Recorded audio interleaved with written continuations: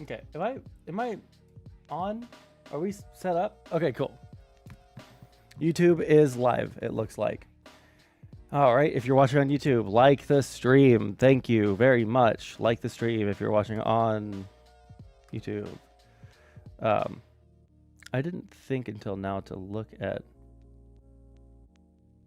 Oh, you know what? These songs are totally copyright. The fucking copyright system has gotten to them since I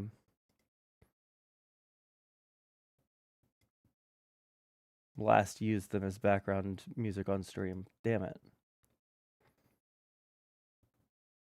Is there a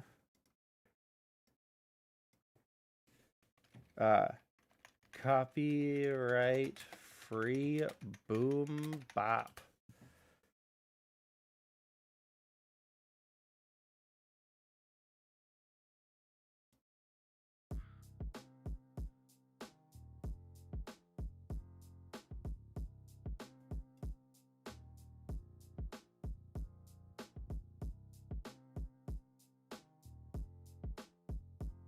Okay, hopefully they're not ass.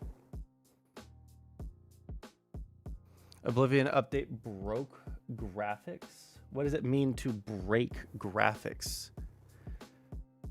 Ready for the autist to be chemically castrated? Yep, I'm ready for it. Really, honestly, it would be a blessing. Actually, I'm not going to make that fucking joke. Absolutely not. It was going to be a self-deprecating joke, to be clear. One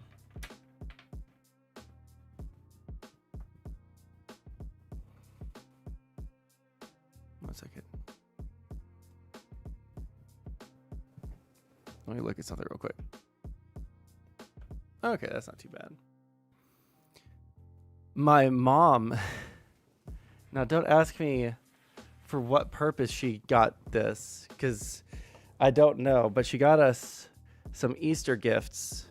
And one of the Easter gifts is this earphone and game controller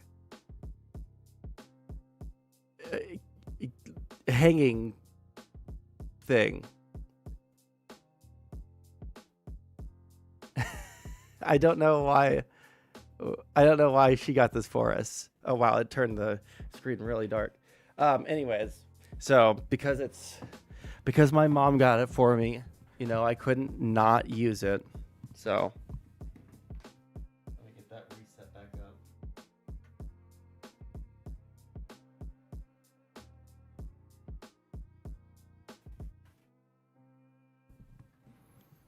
Okay.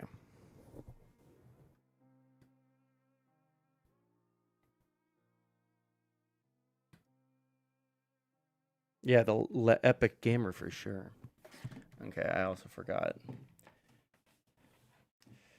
I feel too guilty not to use gifts that I get from people, even if they're just like confusing gifts. Like the mouse pad that I have is this long gamer. It has like a light strip that goes all the way around that you can do gamer lights.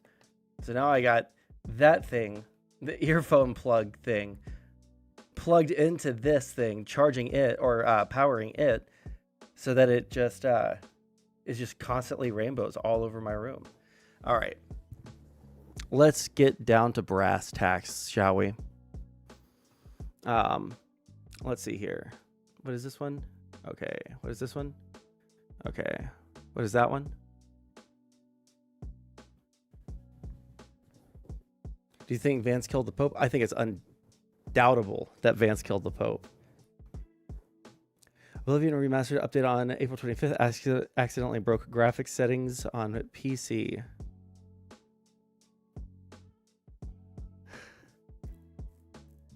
Oh no. Well, I won't play that on stream today then.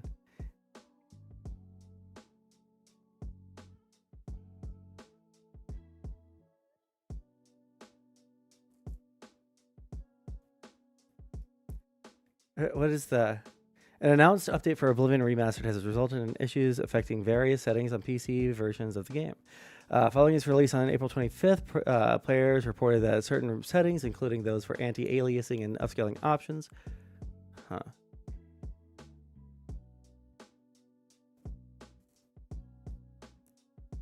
I'm getting a little bit worried. I'm not gonna lie that my my computer is outdated now. I'm really worried about that because I have a job now where I can afford to occasionally drop big money. And I don't want that power. I don't want that power. If I need to, if I have a thing that I can upgrade, why would I not? Okay, really quick.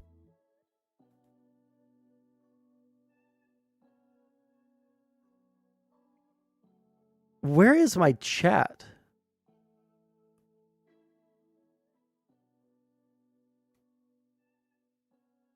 Oh, it's just not showing up at all. Why is that?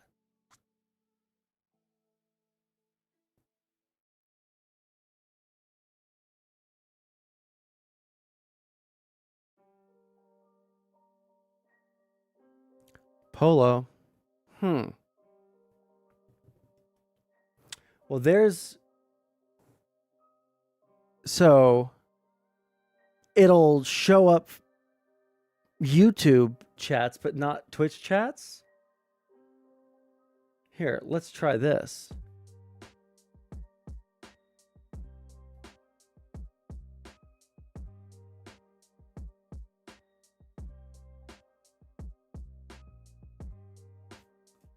All right, now Twitch chat. Have your voice heard. Let's see if I fixed it. Twitch chat, sound off.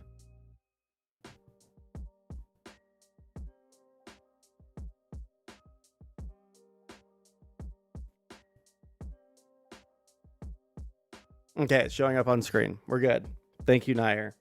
The one of the 6 people in Twitch chat that decided to pony up a single fucking response. Jesus Christ. I think the chat also, you know what? Now that I'm looking at it, is kind of disgusting. We're going to fix it a little bit. Listen, we're in the first couple of minutes of stream. All right. We're in the chilling out. Everybody, let's just get everybody in here. I've taken my medicine very late. Okay. So it's just a PC. Oh, the new Xbox system. Wait, link the new Xbox system. Can I reduce the font size?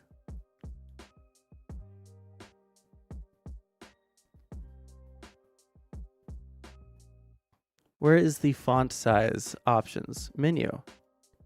Overlay.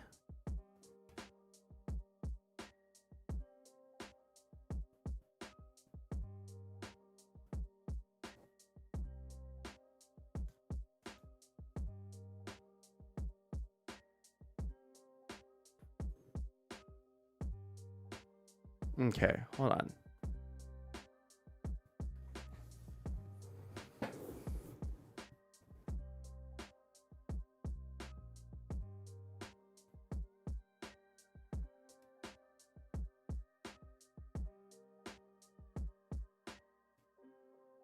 Well, how am I supposed to see what it's supposed to look like now?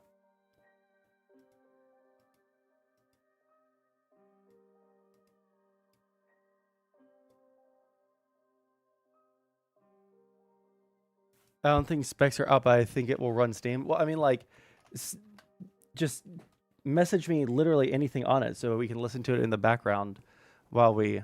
Okay, that looks a little bit better. Let's try this. That.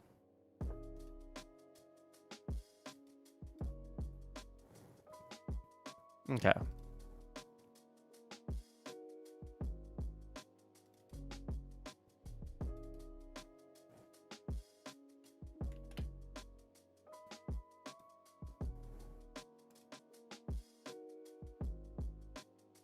Okay, I do think that looks better. I do think that looks better.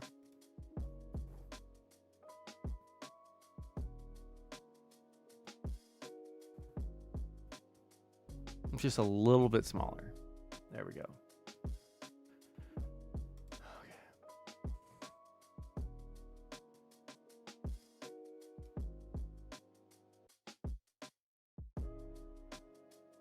Oblivion. Didn't we just look at this?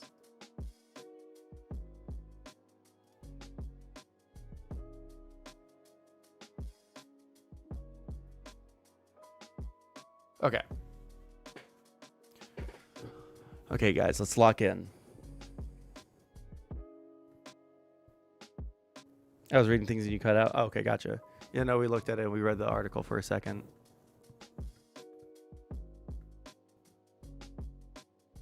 But it's just some settings that aren't available. It's not like things like truly broke, right?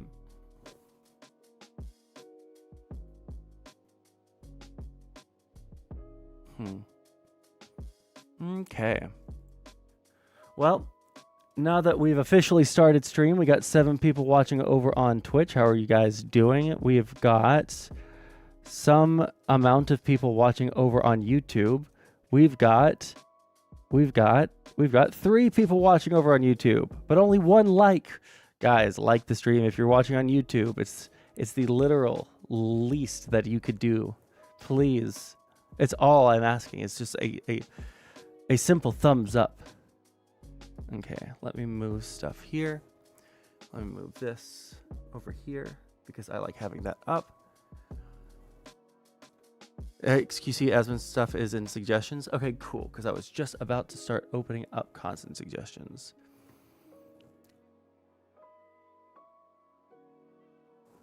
Where did I put Discord? There it is.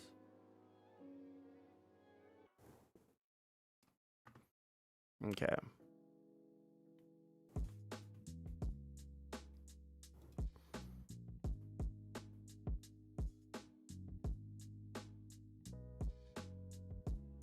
Hassan was apparently on Adam Friedland.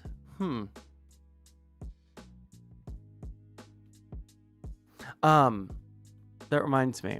There was something that someone wanted to watch. I know what it is, and I know where to find it. 1 second.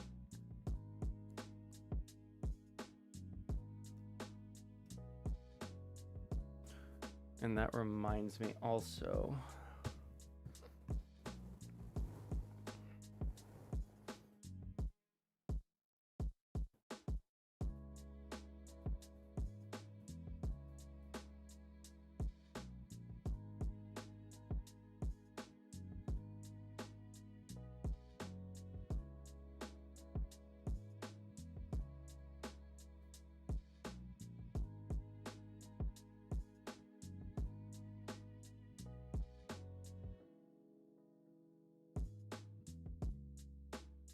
Jesus, I can't fucking type.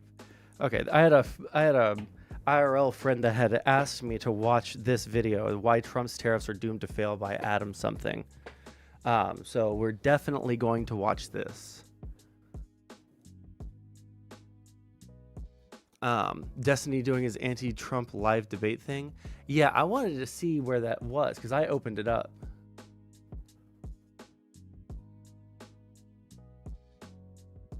Live? Okay. Do y'all see what my computer is doing right now? Why is...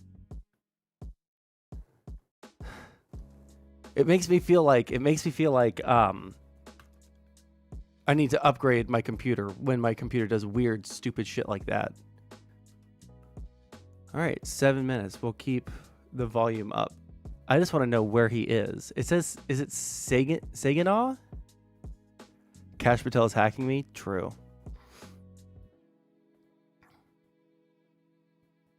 Okay. So we're going to watch this. Where is Discord? Here it is. Scrolling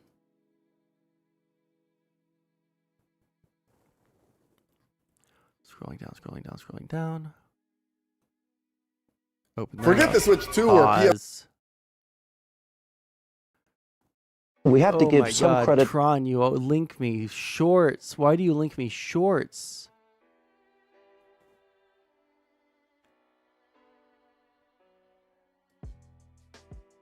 Oh, tell me why I thought that they were playing this at the fucking Destiny thing. Fuck.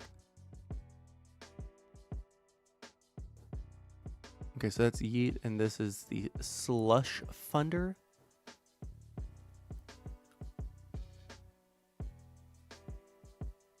Okay.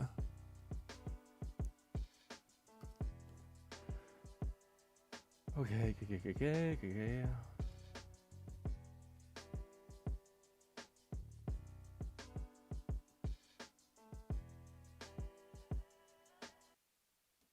Alrighty.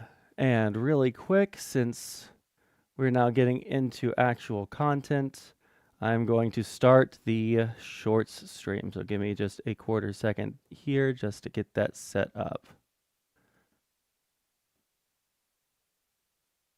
And meanwhile,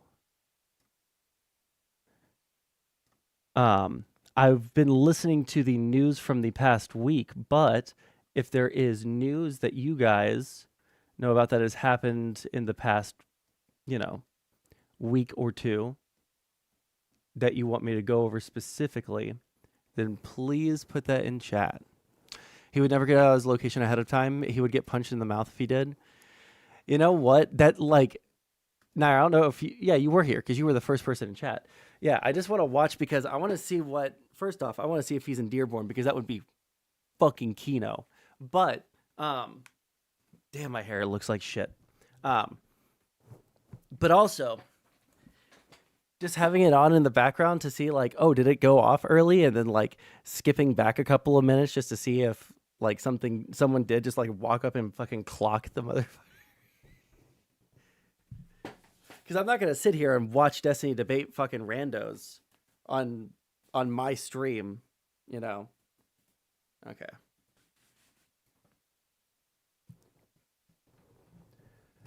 Let's see here.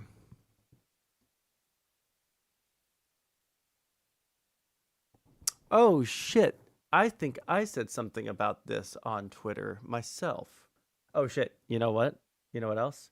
I said that I was going to start the short stream, and I never did. Short stream. Live chat.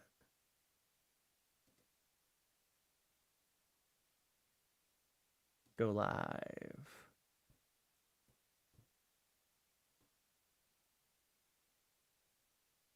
All right, this should be the live stream for the shorts. Should be up and running. Yes, it is. Cool. He's trying to get Pixie to put up 500K for court, if I remember correctly, trying to block her out monetarily from suing him. I did see that there was some court docs that were released today. I saw that right before I started stream. I think Yeet tweeted it out. So if you want to link that in chat, please feel free. Let's see here. Keep my eye on the short stream right over there.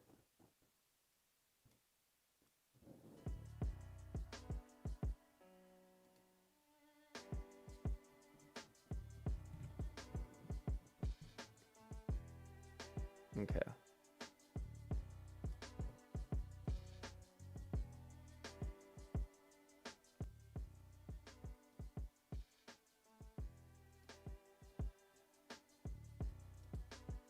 Okay, trying to keep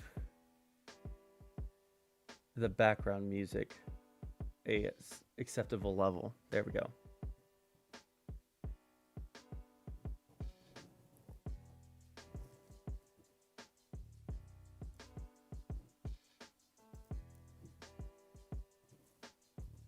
Nobody has a link to the Destiny court doc stuff? Nobody? Okay. Then we're just going to do the XQC stuff. Alrighty. XQC joins the conversation after Asmongold gives an insane take. Oh, yeah, that's right. I was going to see if... I'm pretty sure I also said something about that Asmongold take, because that Asmongold take is fucking crazy. Yes, I did. So here is the original. I want to make sure. Instantly dramatically improve. We took the bottom 5 to 10%. Yeah. So stunting our bright kids for the sake of the bottom quintile is going to ruin this country. And this is the post. My high achievers are starting to notice their hard work doesn't matter.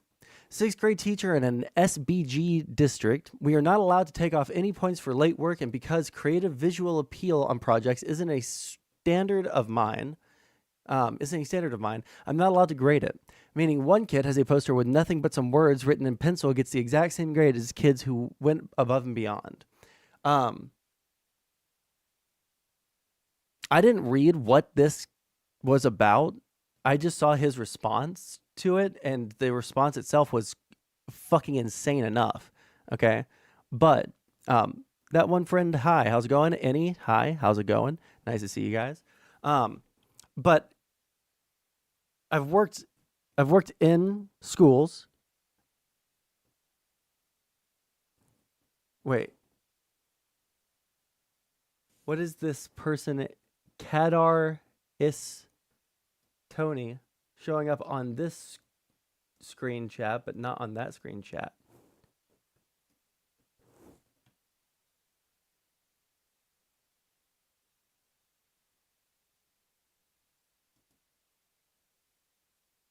Cataris Tony.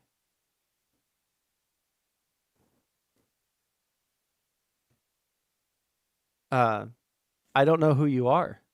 Where did you message me? Did you message me on Discord? No. Did you message me on Twitter or something?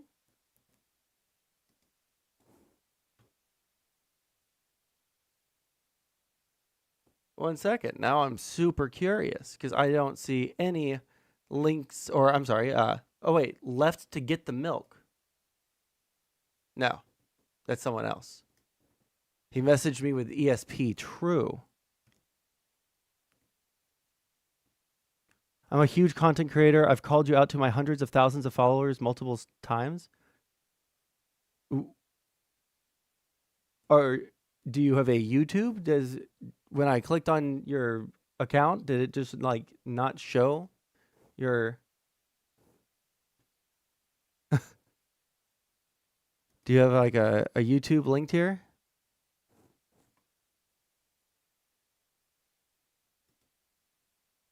If you can't man up, not debate me, then just make like a fox and scurry away. Just tell me where you messaged me and I'll open up the DM and we can set something up, man. But you gotta tell me where you messaged me. Like I'm actively going through all of my different possible to my hundreds of thousands of followers. Oh, so you never fucking messaged me? Okay, what do you have a YouTube? Do I need to look on YouTube to find your shit? What? Nope. Okay. No YouTube? Where are you big? So I can see what these call outs are. I got to see what the call outs are to see if I'm interested in even talking. Carrier pigeon? Yeah. IRL? I don't have any socials? Oh, okay, got you.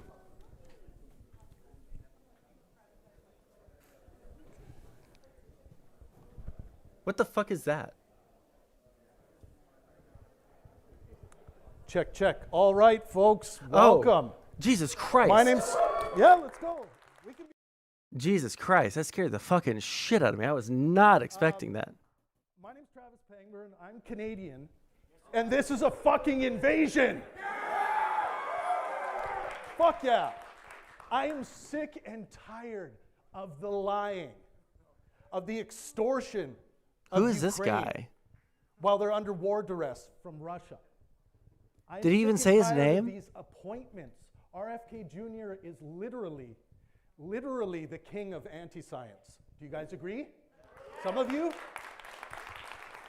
So this is why I brought the anti-Trump tour to the United States. I'm Canadian, and you just got fucking invaded. So rock and roll. 51st state, my ass. So just clip all that and like tag Trump in it somewhere. But we're going to be bringing this to every state in the United States. So we hope you guys follow us around. Our next event, well, there might be one in between, but the one we have planned and announced is going to be in South Carolina, Charleston. We are invading with the Anti-RFK Jr. tour, which is featuring Professor Dave Explains from YouTube. Do you guys know Professor Dave? Yeah, I love Professor Dave. And with his sidekick, none other than Debunk the Funk Dr. Dan Wilson. So we are invading South Carolina because the child vaccination rates there are going like this. And that scares the shit out of me. It's happening in your country. We'll go A lot through of the it tweet scares the stuff in a shit second. out of me. But what happens in the United States affects everyone. And there are a lot of Canadians, I'm from Canada, I've already said that are worried about what's going on down here. So I just wanted to make that clear. We've never done anything like this before. Usually it's two best-selling authors and intellectuals on stage having... sound low? I know it's low. It's low on purpose. Destiny was able to admit he wouldn't debate me, by the way. That's cool for Destiny. If you shoot me a message on any platform and give me ample time to see it and respond, then we can set something up, buddy.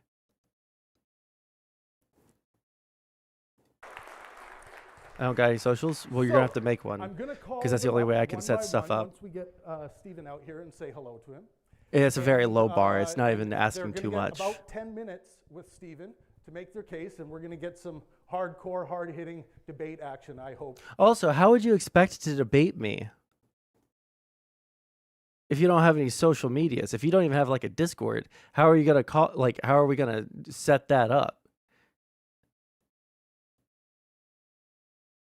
How are we going to even speak? We are youtube.com/Pangburn. We've produced some of the largest live intellectual discussions that this planet has ever seen.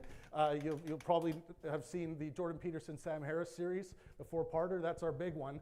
And also, Jordan Peterson hates it when I tell people My about name his is Travis. debate with Matt Jesus. Dillahunty. Don't I've miss never that heard one. this. Make sure you watch it. I pump it out there constantly. I won't let it die. He hates that one. Sorry, Jordan. Sorry, not sorry. Anyways, I want to thank One of his cult followers has an Mongoose alleyway. Films Oof. for being here. They are fucking awesome. I love them. They're doing such a fantastic job. I hope you guys get an amazing live stream out of this, all of you watching on YouTube. Yes, make sure you go over and subscribe to Pangburn. One more thing I want to plug. We have a... Well, I didn't think you'd make the "you have to make a social media account" excuse. Haha, Twitch never fails to amaze me. I mean, I'm not going to give you my phone number, so I don't think it's a unreasonable request to communicate beforehand. But hey, I mean, if you want to tell your hundreds of thousands of IRL followers that Sondsol's a pussy, please give me that free advertising. A Discord community that grounds itself in some of the things that I like to see when we produce a discussion. That is good faith, help. You know, you're interacting with that strong form, the strongest, so you know that you know you're in the right fight. That's my the 40K maximum collection. Fight. So that's we promote that. But join our Discord server. We'd love to have you guys there. I'll probably join their We have Discord server. Conversations going on all How's my 40K collection? It is exactly the same as it has been for the past like 3, 4, 5, 6, 7 years. Exactly the same. I haven't done anything with Warhammer. We'll work on that when we work on it. to get involved with that war. So we've got lots of wars going on. But this is how I hope in the future wars will be fought on our planet. Wars of ideas, wars on the debate stage. That's what I love. This is why I do this. I didn't realize there was going to be all this fucking preamble, whatever the fuck this is. I thought he was going to be having like a fucking much different kind of situation going on here. Who is he debating?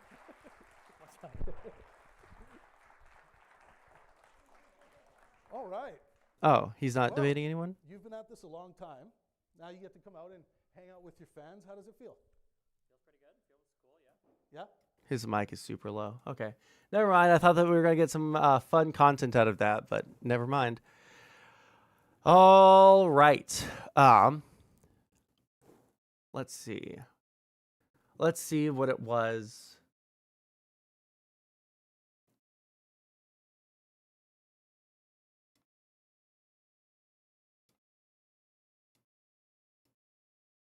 Wait, where the fuck?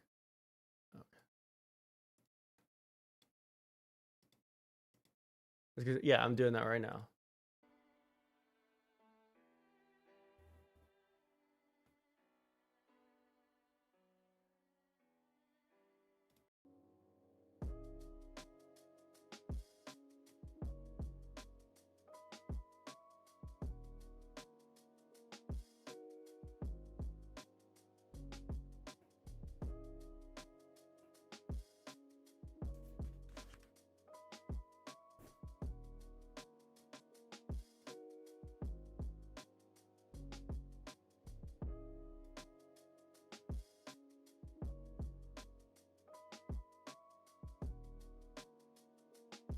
Okay.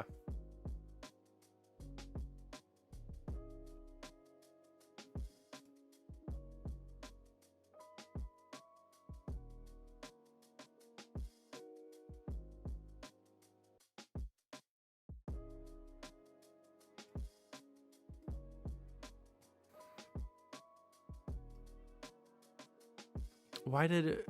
I hate this fucking... I have this thing that's supposed to collect all of the chats and put them in together into one thing for me, so I don't have to have multiple windows open on my screen, and it just decides randomly to not show one or the other chat. So I'll just ignore Twitch or YouTube chat for a long time. Okay. I'm 42. You think a thinning hairline insults itself? You must be about 14. Damn.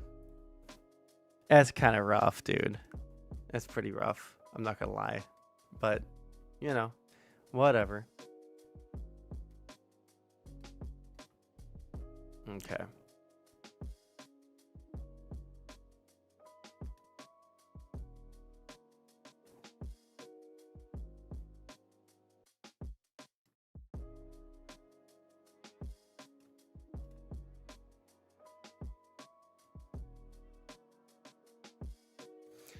All right, we're going to actually get into it. I keep on saying that, but I'm actually doing it now. If you're watching on YouTube, please like the stream. There's 6 people watching on the short stream. Wait, hold on. Or is that the large stream? Oh, that's the big stream, the main stream. All right, if you're watching on the main stream, 6 of you guys like the stream. It helps me out so much. You have no idea.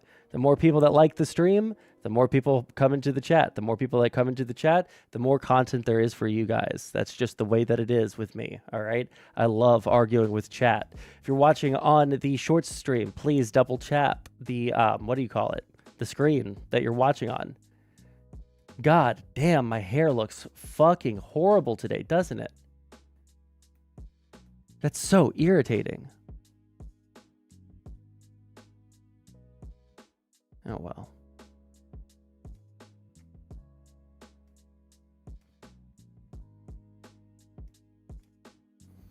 Okay.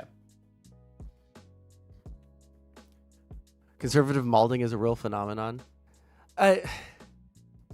He's here's the thing. He is doing the only real way to respond to this is, yeah, I don't care. Unfortunately, he's not crashing out on the thinning hairline allegations because they're true and he doesn't care. So I've always said, if you're going bald, I've always said, if you are losing your hair and you are self-conscious about that, you need to do something about it. You have to either take the finasteride, do the fucking Rogaine, you gotta fucking get the hair plugs, right? Or you gotta shave it all the way the fuck off, all right? But don't do this like, oh, well, if I take the Rogaine, then everyone's gonna make fun of me if they find out. Deal with it. Do you want to look good? Or do you want to be bald? That was my philosophy when I thought hey, you know what? Anything's possible. I'm only, not quite 30. I could still lose my hair. My mom's side of the family, everyone's fucking bald, okay? I really thought that I was going to be bald, so I grew my hair out super fucking long for years because I was going to revel in it. But it didn't fall out. And if it did, I was going to shave it all off. Or I was going to do Rogan. I actually did finasteride for a while because I was I was so fucking worried about it because I was 22 years old, 23 years old, and I was fucking feeling like my hair was falling out.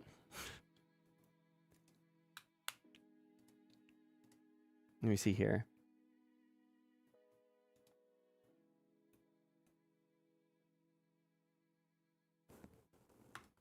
John Cena's hair transplant looks good. Oh, is John Cena fucking balding?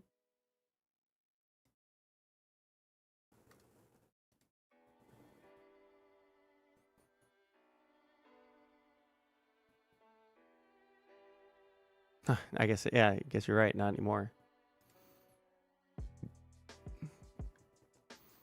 Okay.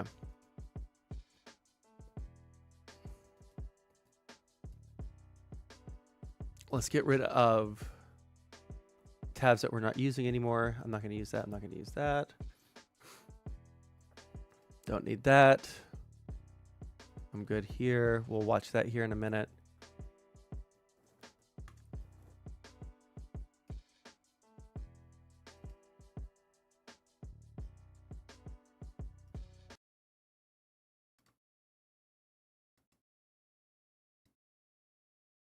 Okay, these are 1 minute each, and then we can close out those tabs, and then we'll be that much closer to wiping out one of the windows that we have open. Let's do that.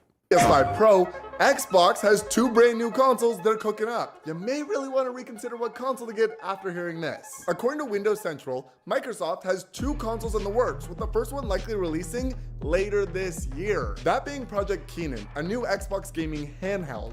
I don't think that I think the only reason that the Switch, if the Switch came out at the same time as a console, right, a home console, right, it wouldn't, one or the other would not have survived.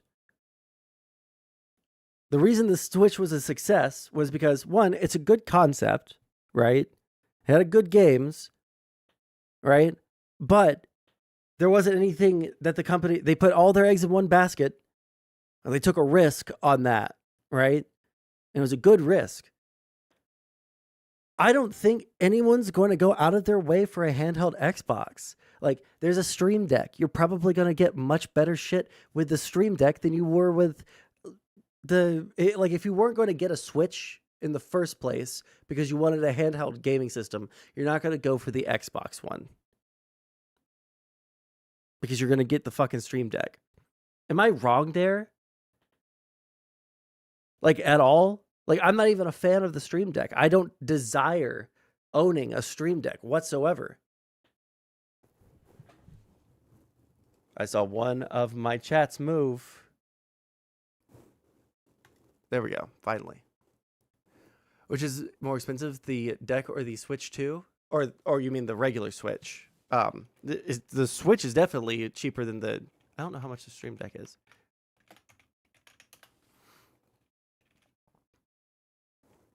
Stream Deck. Steam Deck. Steam Deck. I see the word Stream Deck in front of me. Yeah, these are... Wait, how expensive are you? Okay, the cheapest one is $400.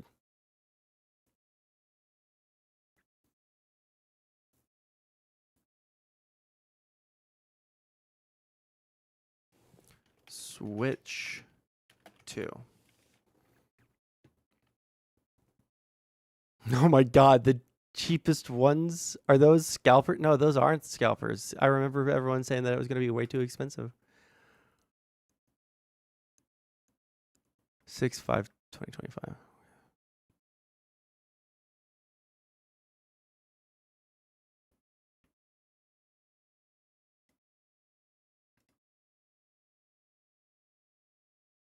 $500 to pre-order it. So yeah, 500 versus the cheapest is 400. I'm just saying, people that were gonna get a handheld, that want a handheld gaming system, that don't want to switch to, aren't gonna go for the Xbox thing over the Stream Deck or the Steam Deck. What about when the Wii was out and the Nintendo DS was selling like hotcakes?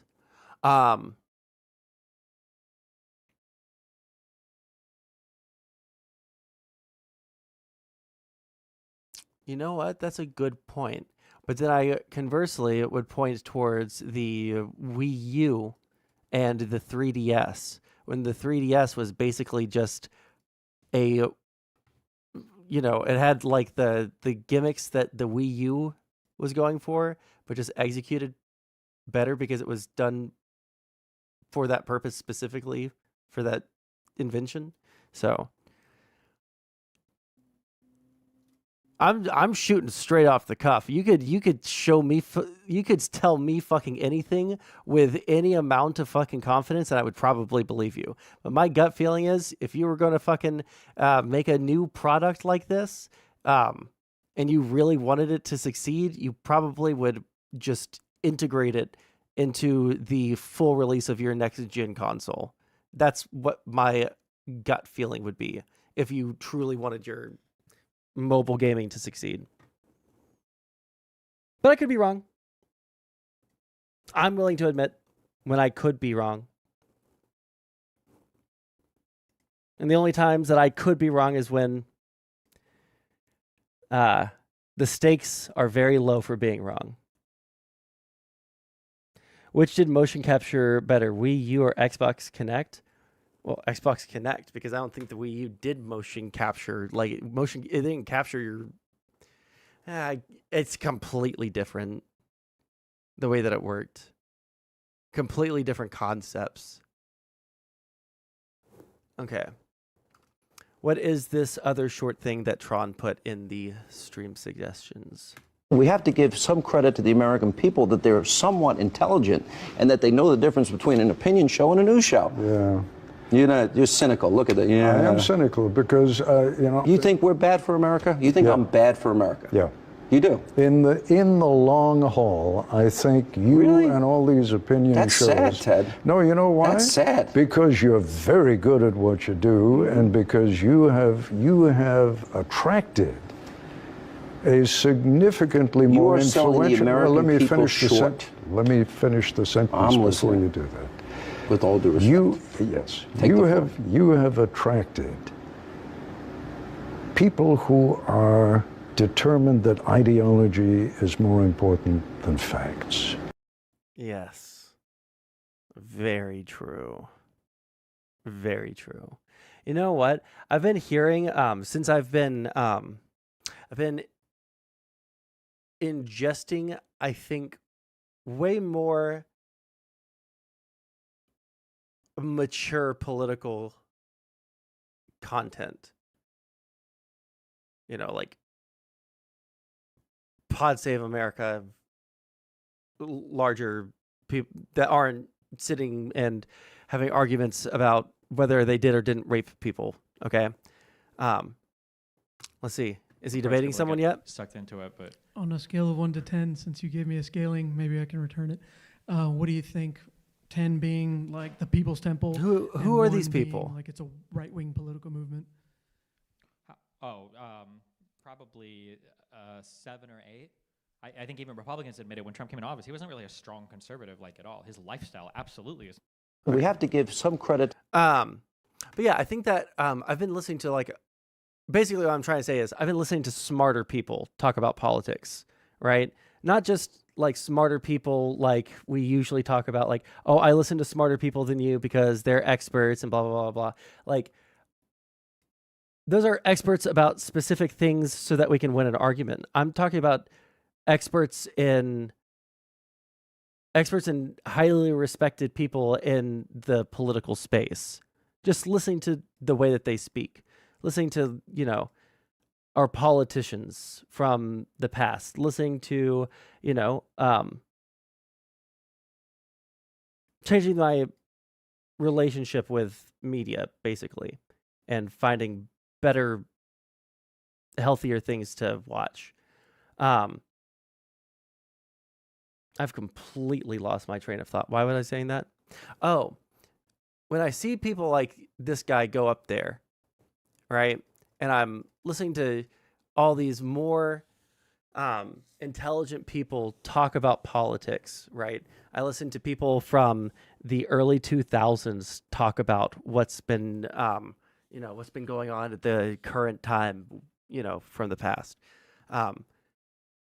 Damn, they're like, even Republicans, like, I kind of disagree with them, right? They very obviously have a different policy thing that I would want, but damn, I can actually kind of fucking respect where they're coming from with the way that they're talking. And they're all also actually kind of inspiring the way that they're talking about things. This guy is inspiring. And it's because these people talk about Trump people.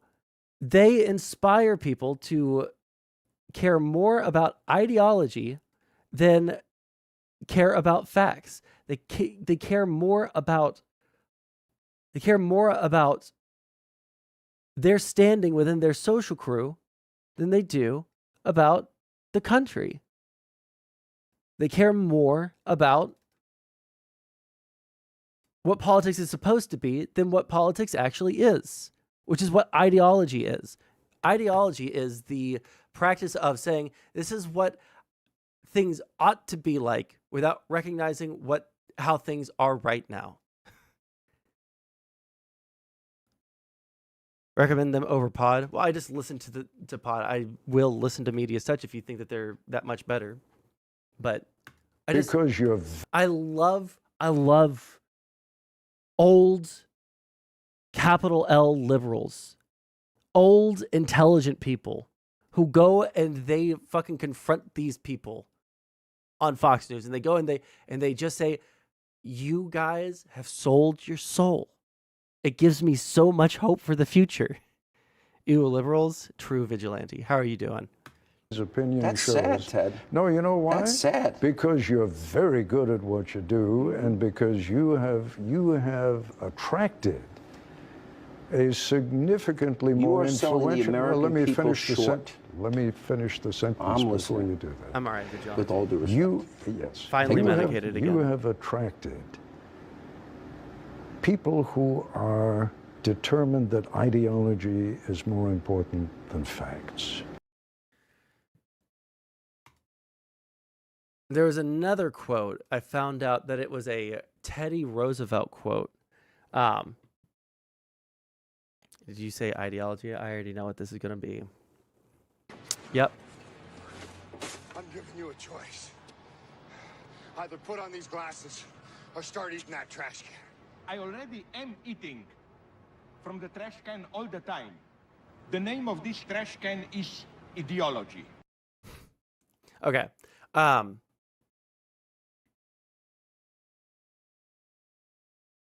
Fuck. What was I saying? And all these opinions.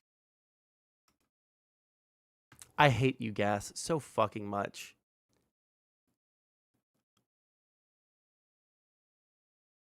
Yeah, it's fucking gone. My train of thought is fucking gone. Teddy quote. Thank you. It was in regards to the Kilmar Abrego Garcia thing, right? Where, before I totally butcher.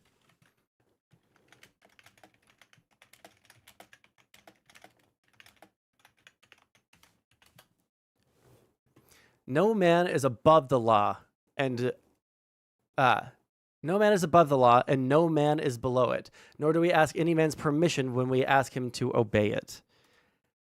I fucking love this quote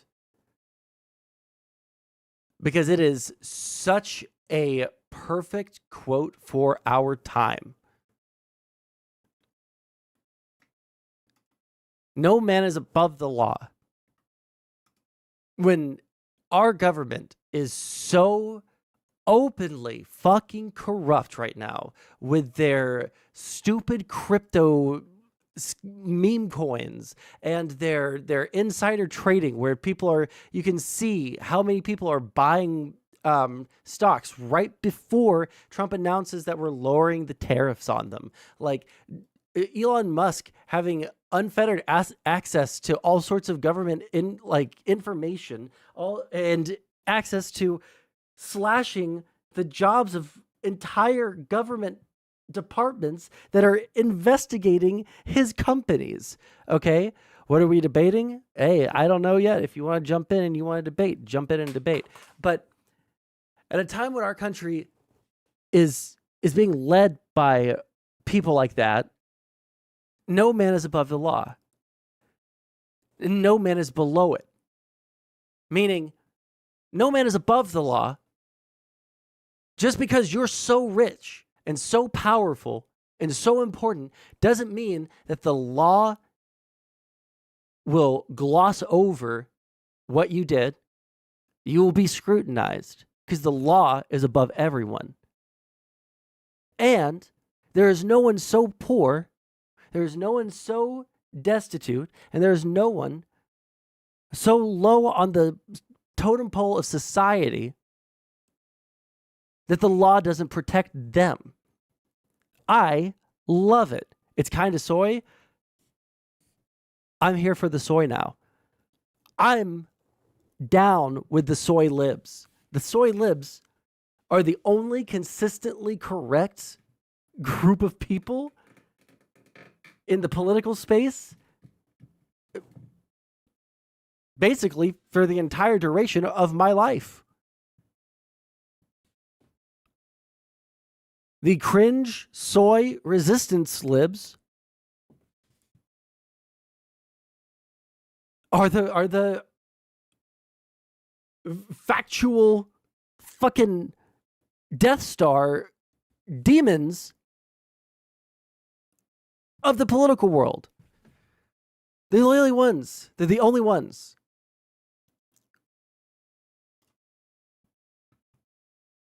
I love this quote.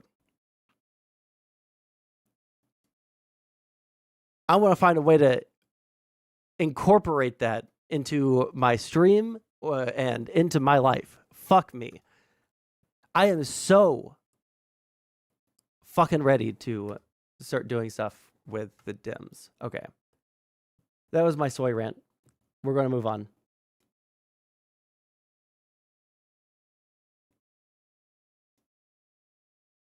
Okay.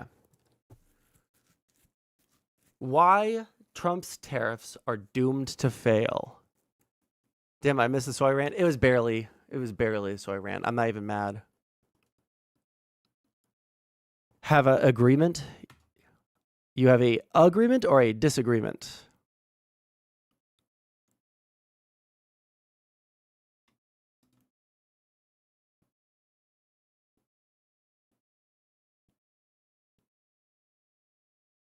Okay, well, we're going to go ahead and get started on this. 5, 4, 3, 2, 1. Okay, yeah, I'm getting started. Like many others, I was quite surprised to see that Trump and his cronies are actually going ahead with their little trade war. Some have postulated that tariffs are just a bluff, part of some backwards 4D chess negotiation tactic, and yet, here we are, 100+% tariffs between China and the US. In principle, the Trump team's plan is quite simple. By imposing tariffs, they want to A. Isolate China while providing leverage for negotiations with other countries, and B. Turn the US back into an industrial, export-oriented economy. But could any of these plans ever work, even to a limited extent? Let's take a look. First, let's consider point A, isolating China and gaining leverage in trade negotiations with other countries. So this is it's the art of the deal. Right? What were the two? No. Like many others, I was quite surprised to see that Trump and his cronies are actually going ahead with their little trade war. Some have postulated that tariffs are just a bluff, part of some backwards 4D chess negotiation tactic, and yet, here we are, 100+% tariffs between China and the US. By the way, I hadn't really thought about it because I just turned off my brain because everything's bad. I hadn't really thought about it. This effectively has ended all trade with the United States and China. I didn't realize that But some of the news that I was listening to earlier said that they were calling some of the freighter companies that ship stuff from China to the United States, and all but 6 of the ones that they had checked, I think, all of the ships were not full. There was not like all but 6 of them hadn't been filled to capacity. I found Magazine's philosophy. It's short. Jesus Christ. Okay, it better be fucking short. And then we're gonna get into the video, and we're not gonna get any fucking distractions. What, in a sense, you're saying is that there are certain situations where the president can decide that it's in the best interest of the nation or something, and do something illegal. Well, when the president does it, that means that it is not illegal. So what, in a sense, you're saying is that... Yeah, that's the old meme. The old meme. We love old Nixon. Jesus Christ in heaven. Okay. You know what? I changed my mind. We're going to restart this video. I'm going to go grab a fucking Sprite. Then we're going to watch the video. I'm going to drink the Sprite, and we're going to talk about the video. Is everybody okay with that? Jesus Christ.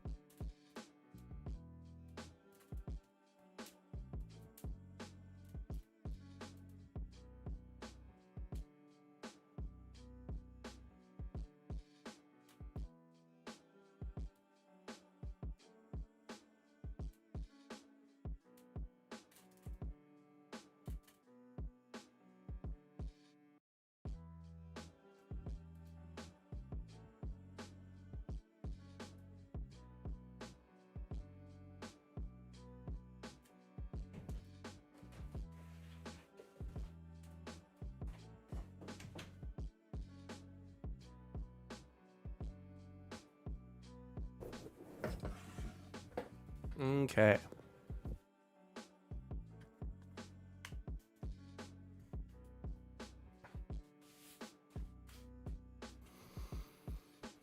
You must have had to run to 7-Eleven to get it. No, sorry. I just got into a conversation with my girlfriend. My bad.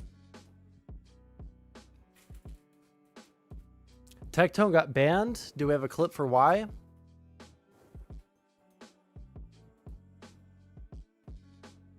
I almost went to find an idiot elsewhere.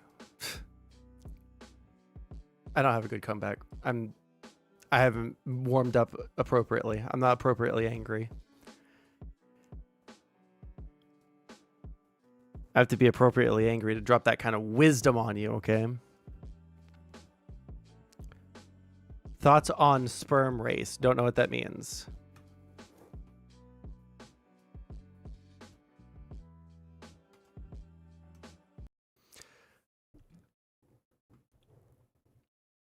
Tectone was just banned on Twitch. Could be up to 2 weeks. No word on what the reason was yet, but he will give updates ASAP. Uh-oh.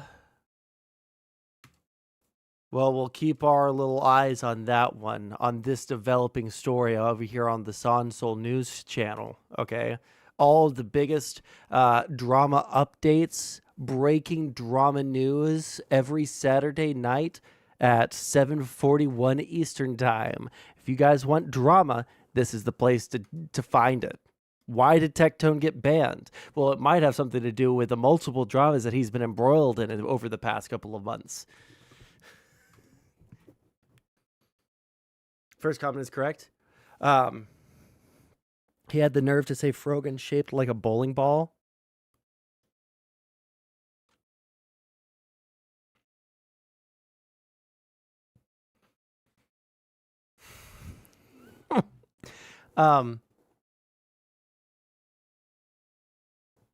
Was it really because of that, though? Was it? Wait, hold on. I thought that was a joke.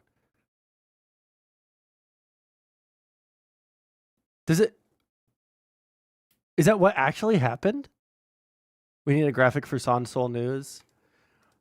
AI is crazy these days. Toronto will have a field day figuring that out. My face when Frogan is white and gatekeeps the term Habibi. Wait, do you know the reason that he got banned? Can you link it? I will mute the stream and watch it so I can see what the problem is. Why our boy Tectone? I say our boy. Don't hold on before I start tying myself to this person. I don't know who Tectone is. Okay, so I have no idea who Tectone is. So before I start tying myself and saying that he's my boy, I want to preface with I'm only saying he's my boy because he said something mean about Frogan. I don't even know who Tectone is. Okay, well, fuck. Okay, why are we talking about this then? Tectone is my boy? Oh, okay. Do you know what he said about Frogan? I know why Kanye got banned. Did he say something specifically to get banned, or was it just the fact that it's Kanye West and he was just like, yeah. Nair doesn't even claim anymore. I've been thoroughly convinced by Nair that we're chill. Okay. I'm saying I am putting on embargo on logging Nair in my chat for at least this stream, just because I don't want to deal with it right now.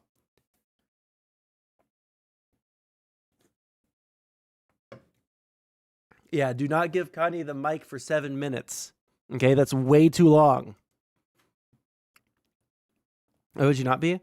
I feel like you've been coming into chat to try and get me to fucking hate Nair the past couple of times that you've seen him in my chats. Is that not the case? Okay. Let me get rid of that. We didn't even finish this one. We got 18 seconds into this. Hello? Oh, shit. 1 second.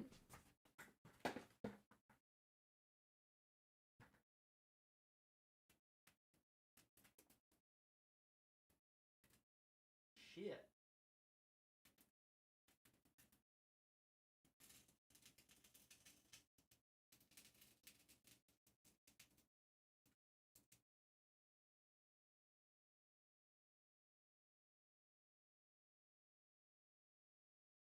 God damn it.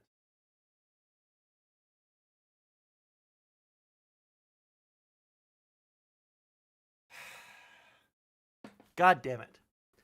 Am I lighting incense? No, my fucking candle that I got from the Renfest is just fucking melted in a bad way, and now it's fucked.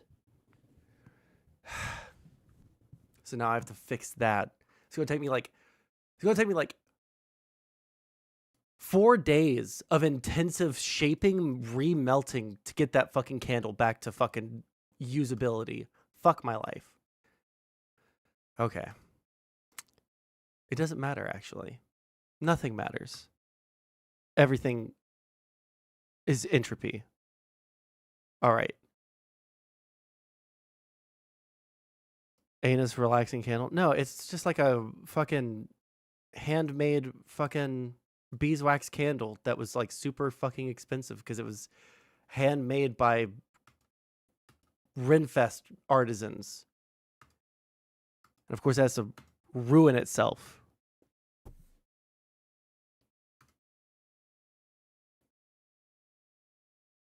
Making tacos, switching to YouTube.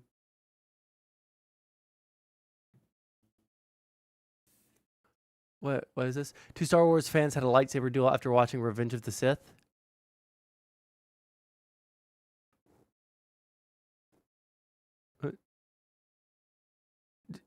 Is there a 4K upscaling of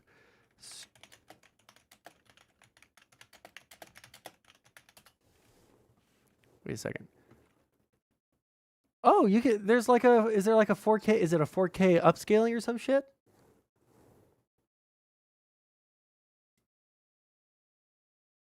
Oh, this is the 20th anniversary. God damn, the 20th anniversary. Fuck me.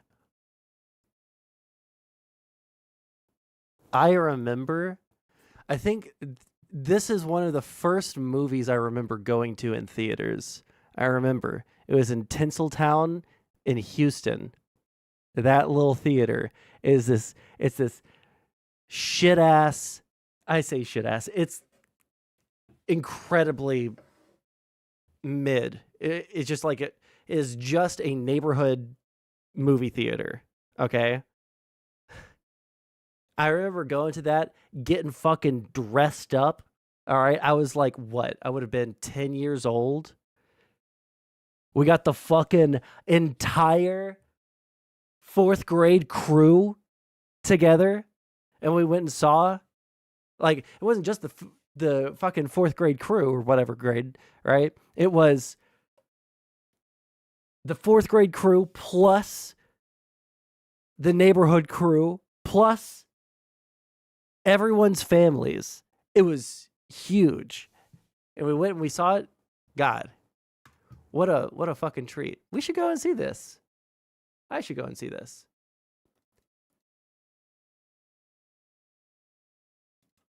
I have not rewatched this movie probably since 2008.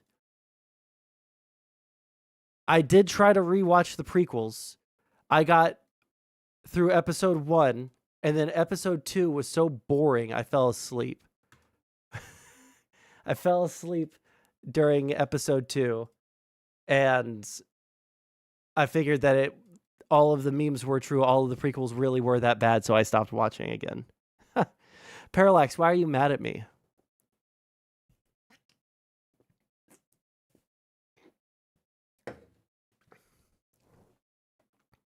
Oh, just so there's no question, I do not want you or anyone to hate or dislike Nair. He just fit the description of the Trump supporters you were discussing last time I was here. Okay, got you. Well, I feel fairly satisfied in the fact that he isn't like that, so.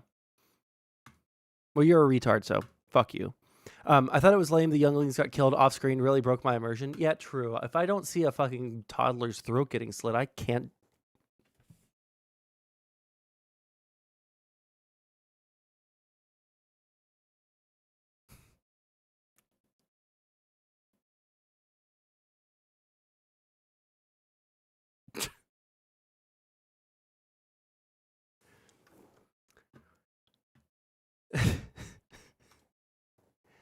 Jesus.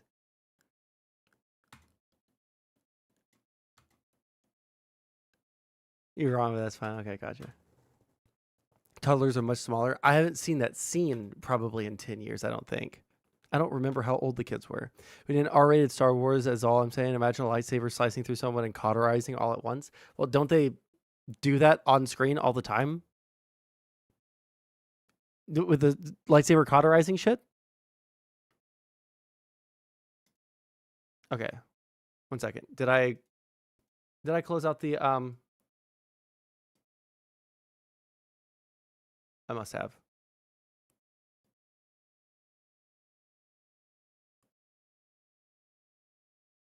Oh, well. I don't see it anymore, so don't care.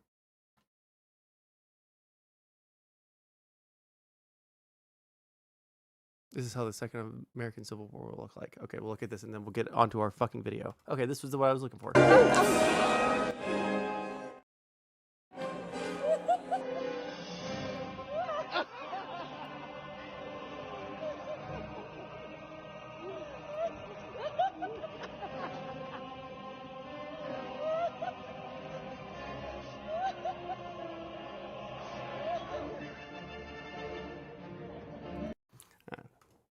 It's nice, okay? Listen. It's nice that nerds can see another nerd in public and have their little play date, okay? That was wholesome. All right? Unironically. The way I described it was very not okay, okay? Unironically wholesome. We need more of that. That's all PG-13 bullshit. Because like Wu-Tang, it's for the children. True. Okay.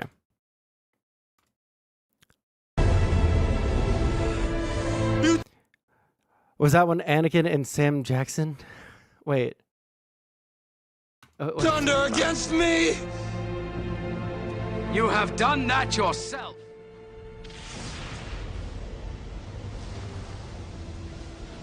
You will not take it from me!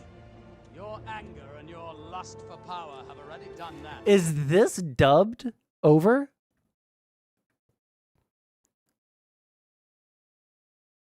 No way. This is how they actually sounded?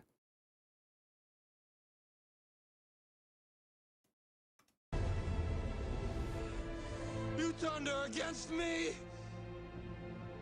You have done that yourself.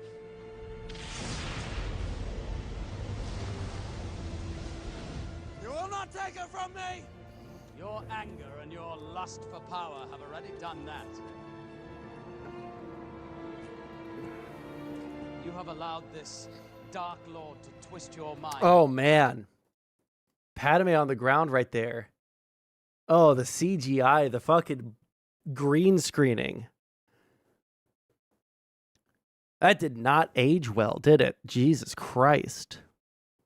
Sondsol on that lean. I wish. I say I wish so casually as if I've ever tried that shit. No. I'm from Houston, all right? I'm from Houston. Still have never tried lean. All right? 1 second. I accidentally just changed the setting of this light. I keep on saying that we're going to get into the content, and then I find another thing to get distracted by. We're going to get into the content now. Let's close out all the tabs we don't need. And later on, hold on, I'm going to hold on to that tab because I really like that quote a whole bunch. If you guys know of any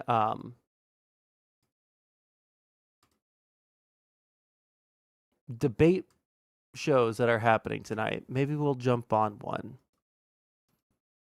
Maybe we'll jump on one of those hop-on panels if you guys know of any that are going on tonight. Like many others, I was quite surprised to see that Trump and his cronies are actually going ahead with their little trade war. Some have postulated that tariffs are just a bluff, part of some backwards 4D chess negotiation tactic, and yet here we are, 100+% tariffs between China and the US. In principle, the Trump team's plan is quite simple. By imposing tariffs, they want to A. isolate China while providing leverage for negotiations with other countries, and B. turn the US back into an... Okay, so these are the two contradictory different arguments for the tariffs, okay? One is it isolates China, and it gives us leverage for trade negotiations. This is the art of the deal. Art of the deal. Fairy Queen was streaming earlier, do a collab stream. I don't know Fairy Queen, and I don't, she's like a hardcore feminist, like giga feminist, right? I don't know what we would talk about. That is not something that I concern myself much with. Anyways, not to say I'm not a feminist. I love women. All right. We love women here. All right. Isolating China, leverage for trade negotiations with other countries. This is the art of the deal. We're going to put on tariffs, and then we're going to negotiate with them, and we're going to come out with new trade deals that are amazing for the United States, and it's going to bring prices down. Okay. B, turning the U.S. back into an industrial, export-oriented country. This is the argument that we're putting on these tariffs from these other countries so that we can make American manufacturing more, what? Competitive. We want our prices at home to match the prices of those countries over there. But we're not going to be able to make our stuff any cheaper, so we're going to have to make their stuff more expensive. So we put a tariff on, their shit becomes more expensive, makes it to where people are more incentivized to buy stuff from the United States that is manufactured inside of the United States. This is the second argument for the tariffs. But there are massive issues with both, which I'm sure that we're going to get into over the course of the 15-minute video. But just like immediately, the turning the U.S. back into an industrial, export-oriented country is the one that really fucking gets me. Because, again, we all knew that if the United States put tariffs on other countries, they were going to put tariffs on us. If every country in the world has reciprocal tariffs put on us, or at least every major trading partner that we could possibly desire, why the fuck would a company choose to build a new factory in the United States?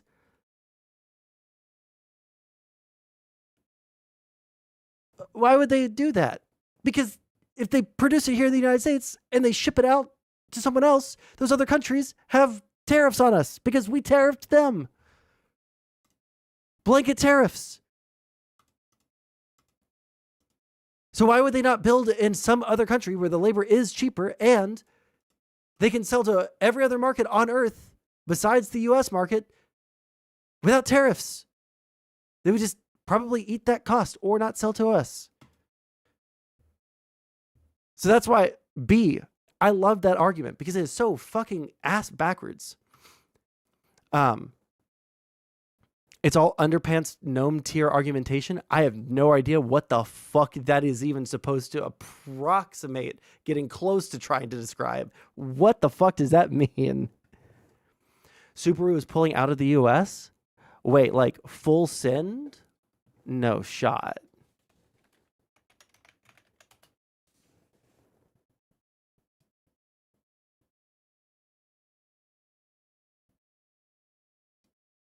Wait, is Subaru? Wait, hold on. Subaru is Japanese?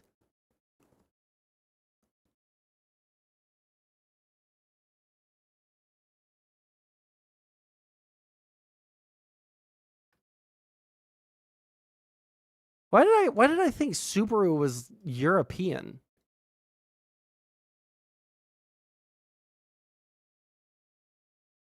Search South Park underpant gnome. It's a 20-year-old meme. I am an old man. Well, listen, I'm an old man too, but I just never really watched South Park. Does it sound European? To my untrained American ears, very much so, yes. South Park underpant gnome.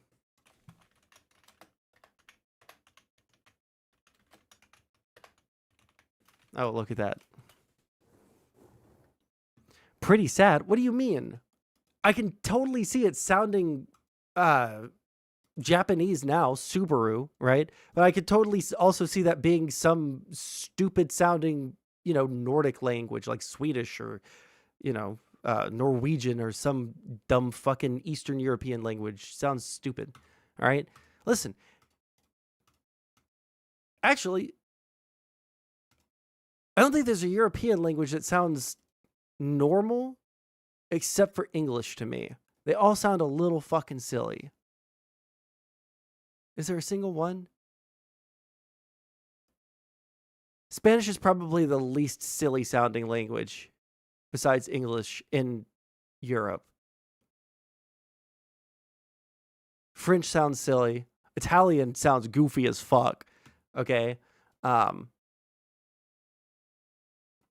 German, of course. I'm not sure if I know what Polish sounds like, but I assume vaguely Eastern European. I'm spending way too long talking about this. Sorry. Insulting the language of the Vatican. What about Greek? You know, I'm not gonna lie, I'm not entirely sure I've ever heard someone speaking Greek in my entire life. It sounds like someone with marbles in their mouth. Jesus. China doesn't need us nearly as much as we need them. Arguably, the people of China will be better off once China cuts ties with the U.S. I'm not sure if that is true. Like, I have thought that that is a possibility, but I kind of go back and forth on it. I think China's economy is a lot more precarious than ours is. And I think that there is a possibility. It's a small possibility, right? But there is a non-zero possibility that the tariffs do lead to some kind of domino effect, just because there are so many weaknesses of the Chinese economy. Like, their housing market kind of fucking sucks. They have a bunch of fucking debt that's probably not going to get repaid. And they're trying to figure out what to do with that. They have massive energy delivery issues. So, like, there are some massive issues that China has economically, infrastructurally, that, you know, the tariffs and trade with the United States certainly, you know, that being cut off certainly doesn't help. But I'm not sure who could or couldn't last longer.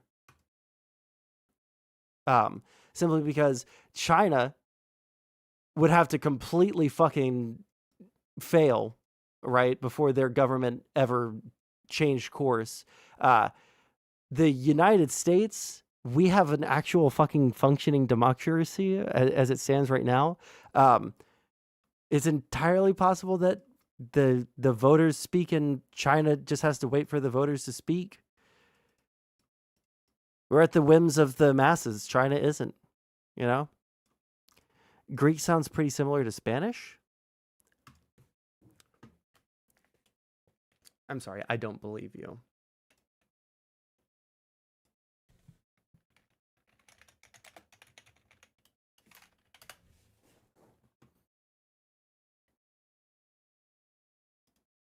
Γεια σας.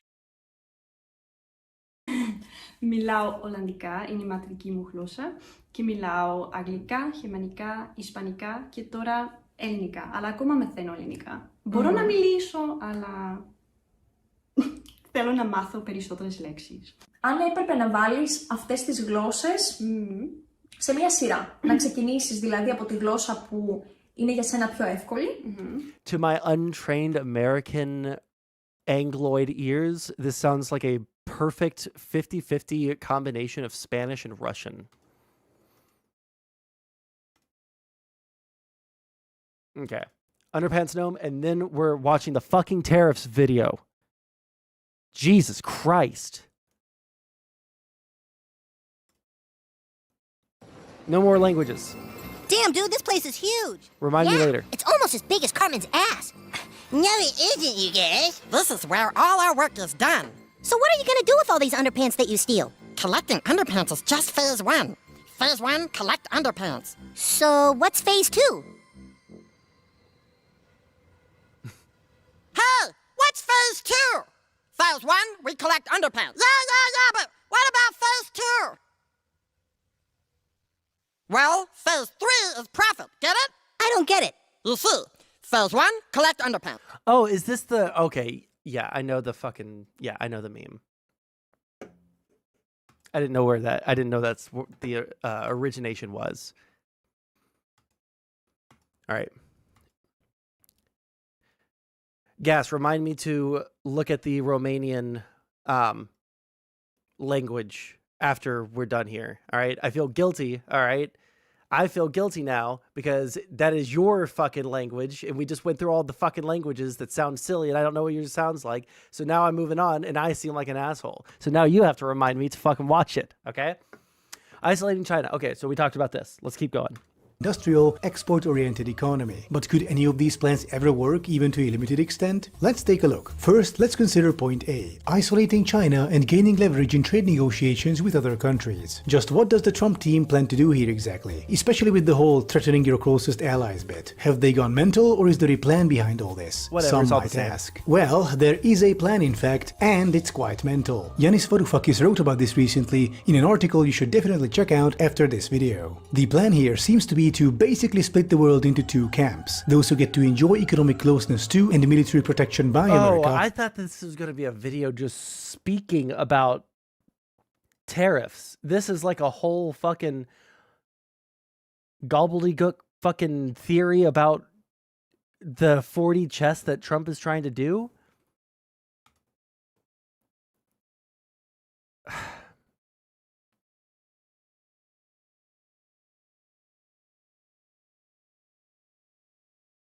Okay.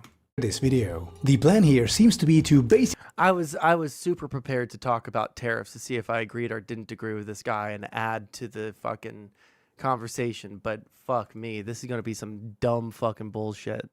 basically split the world into two camps. Those who get to enjoy economic closeness to and military protection by America, and those who do not. So the first category would include most Western nations and most other West-aligned countries. The second category would then include the likes of China and Russia. So, what's the catch? Well, countries of the first category get to benefit from lower tariffs and like, why would we want to cut off all of Africa? Isn't Africa like the largest growing market, both to buy from and to sell to? Why would we want to cut off all of fucking Africa? Why would we want to cut off India? India and China and then Africa, that's most of the world's people.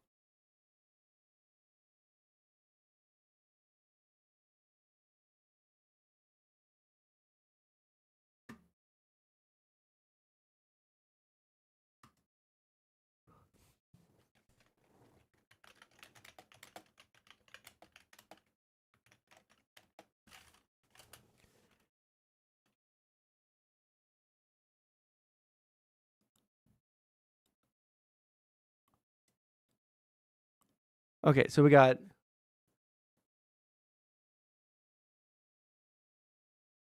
global population is 7.5 billion.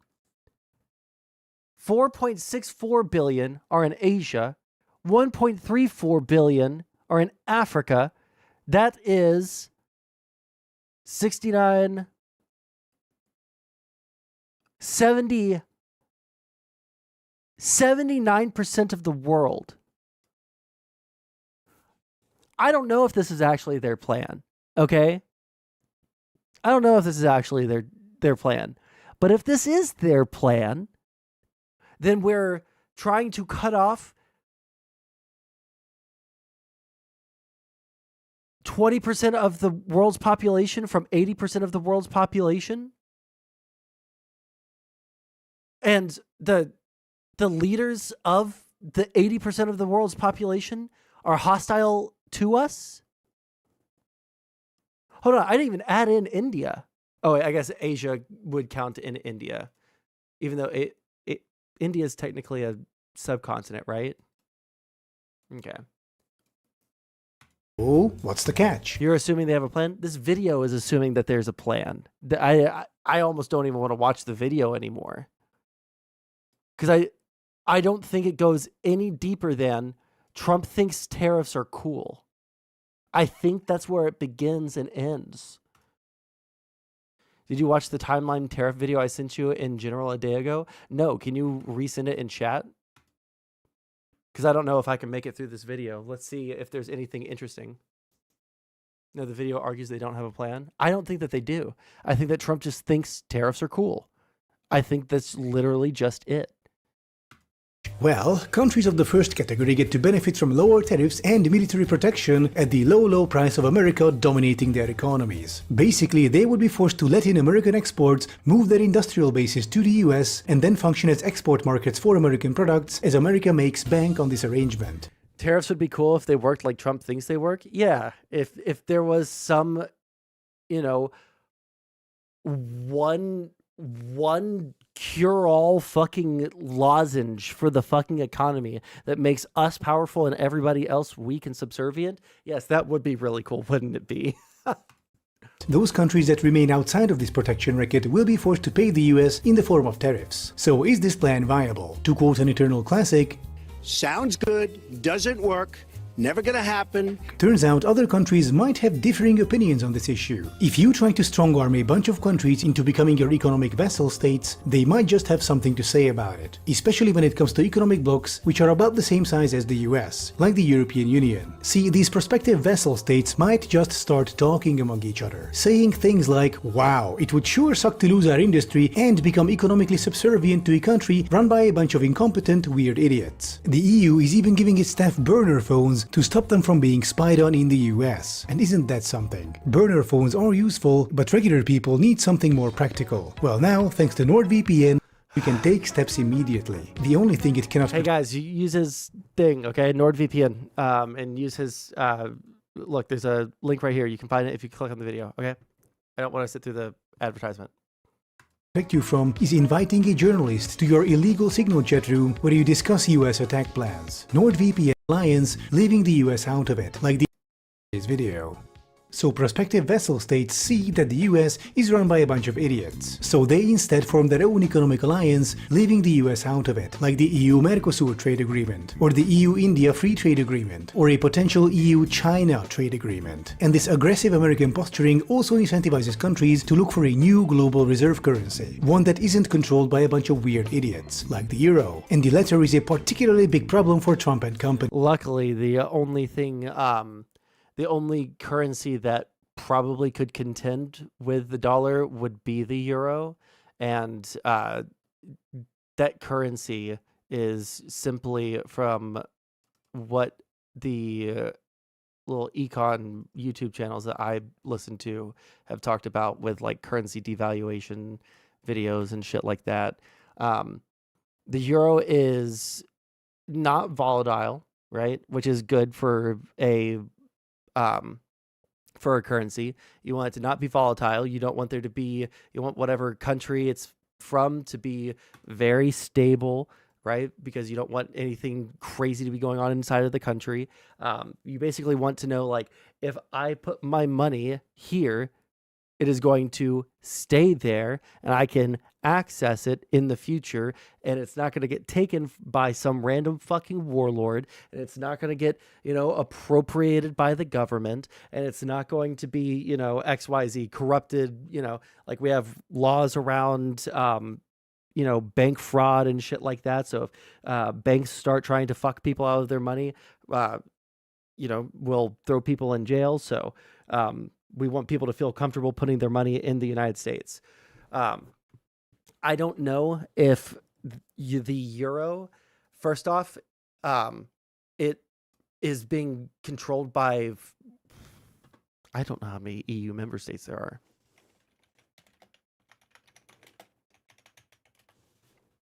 Twenty-seven, you know, disparate countries that are not like the United States that have a federal government. It's just not as appealing as a reserve currency, because if one person leaves, right, like England did with Brexit, if one person leaves, which is totally possible, and it's only been was the EU founded when I was born in 95? It was in 93, it says. So it's only been around since 93, and within that time, already one of the most important member states of the fucking union left for no fucking reason at their own detriment. So, not as appealing of a reserve currency. So we're probably fine for right now, but it's not looking good if this goes on for a long period of time. Because if it goes on for a long period of time and we're not a stable country anymore and we don't have stable markets, we don't have, stable political leadership, then that capital is going to go elsewhere. It's probably just going to go to Europe. The dollar is the reserve currency because the U.S. is seen as stable after we saved everyone's asses in World War II. We've completely burned that trust in the last 10 years. Yes, exactly. We went around and we made sure that everybody played by rules that everybody agreed to. Everybody was happy with the rules. Everybody was playing by the rules. Everything was chill. And then Trump comes along and he starts fucking shitting and pissing and coming and then rolling around like a pig in shit and just like all over everything.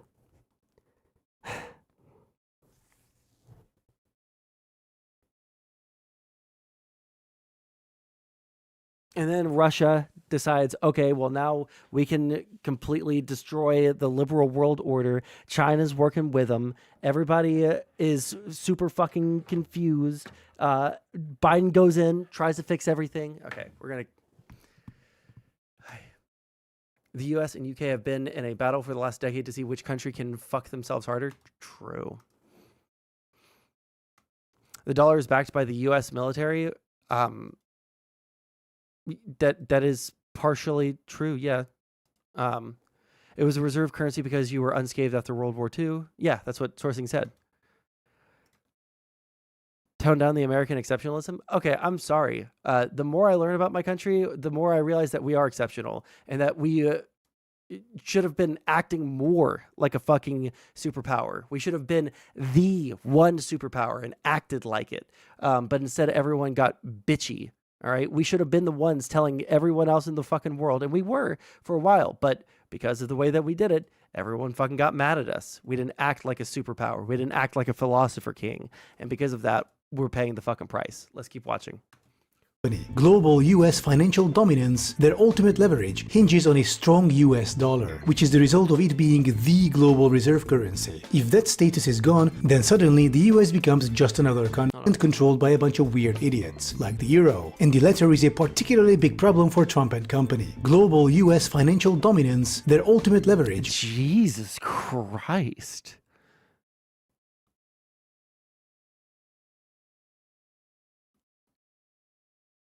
I've never seen that graph. I did not know it was that fucking brutal. Holy shit. That's brutal. Damn. Hinges on a strong US dollar, which is the result. Oh, there's the, see, when everyone was crying about the Chinese yuan, but they call it the renminbi. I don't know. Everyone said that was about to become the world currency reserve, like what, last year or the year before? BRICS is rising. Dude, look at that. They're smaller than the Japanese yen. That's rough. That's really rough. Of it being the global reserve currency. If that status is gone, then suddenly the US becomes just another country. The reason why other countries put up with Trump's isn't low, not for being the world reserve currency, not like that. Bullshit is because America is the global financial center of the world. They cannot be circumvented because they control the global reserve currency. But now it seems the Trump admin no longer wants to have that role, which is insane. Their reasons for not wanting it actually ties into their second goal, turning the US back into an industrial, export-oriented economy. In the second half of the 20th century, America was famous for its manufacturing. This was the era when places like Detroit were at their height. Those idealized times when a factory worker was considered middle class and when the whole family could could live on a single manufacturing salary. That world is gone, and the formerly booming towns and cities have since become rapidly depopulating urban wastelands ravaged by poverty, opioids, and neglect. And so, Trump and company want to turn back the clock by forcing companies to return their manufacturing to the US, reviving the great industrial heartlands. One thing that I am super curious about, I wonder if there is some specific plan for the Midwest that someone has that is a good plan to, invite or attract investment and, more jobs back to those areas.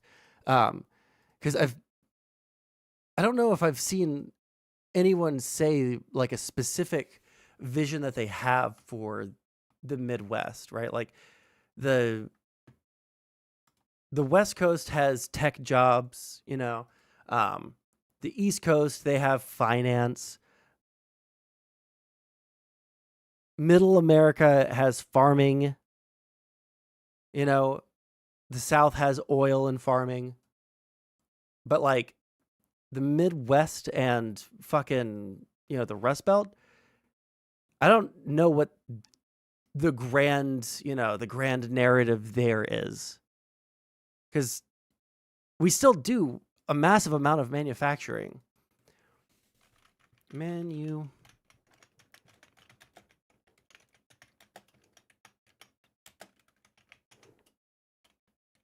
Manufacturing exports USA 2024.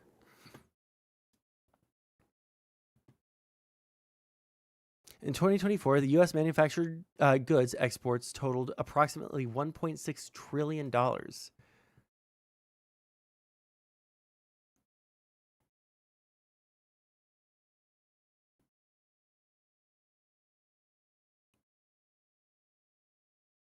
So it's way more than half of all of our exports,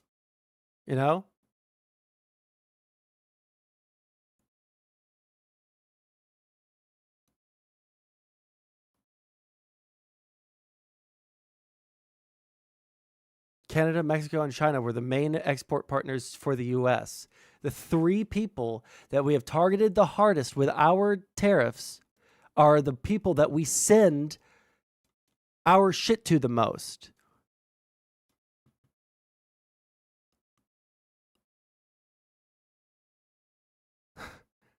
No investor in their right mind would make large infrastructure investments with Trumpism going strong. These people are authoritarians. They have no regard for free markets. Yeah, exactly.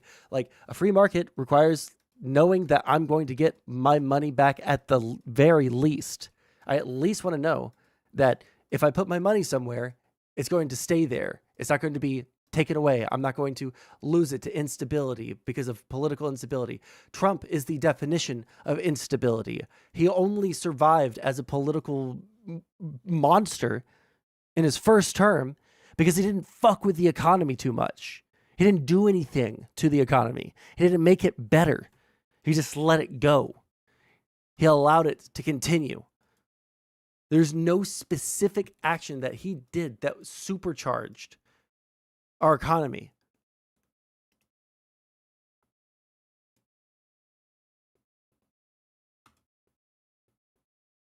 Free markets are as real as nonpartisans. Cool fucking slogan, dude. Okay. Related to this, what is this?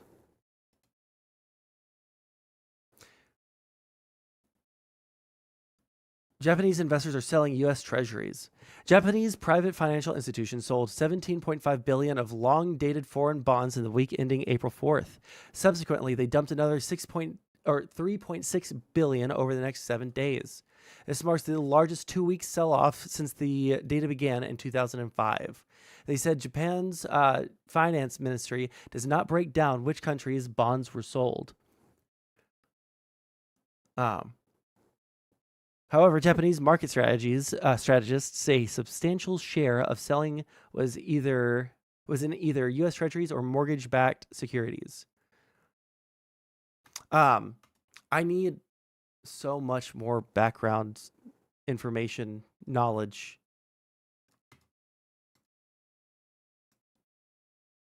Because I still don't understand quite the Treasury thing. I understand the basic part of like why it's bad that the Treasury bonds are being sold off and the dollar is being, is dropping. Basically understand that. But like the mechanism behind and more like granularly, I haven't seen a good explainer for that yet.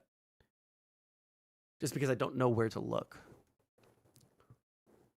Let's see. There we go. Depopulating urban wastelands ravaged by poverty, opioids, and neglect. And so, Trump and company want to turn back the clock by forcing companies to return their manufacturing to the US, reviving the great industrial heartland, ushering in a new golden age of economic growth. That's the plan anyway. And the reasonable question to ask here is, fucking how? The US economy is, quite simply, not set up for major industrialization and exports. It's set to siphon money out of everything it can to make shareholders richer. I don't know why it won't let me pause by hitting the space bar. And if you did want to do this and you were serious about this and you weren't a fucking clown show of an administration, you would probably start laying the groundwork and doing this in an intelligent way so that it lasts. But as it stands right now, all you're doing is fucking the economy and not laying even the foundations. You're not even laying the foundations for a future of American manufacturing. Yes, Biden did do it right. Again.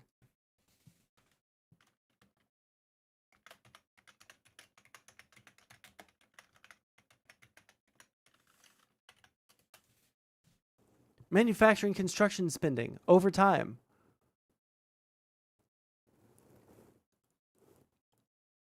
Let's pull it over here. Or how about this? Open image, new tab. There we go. So you can all see it. The spike is when Biden took office.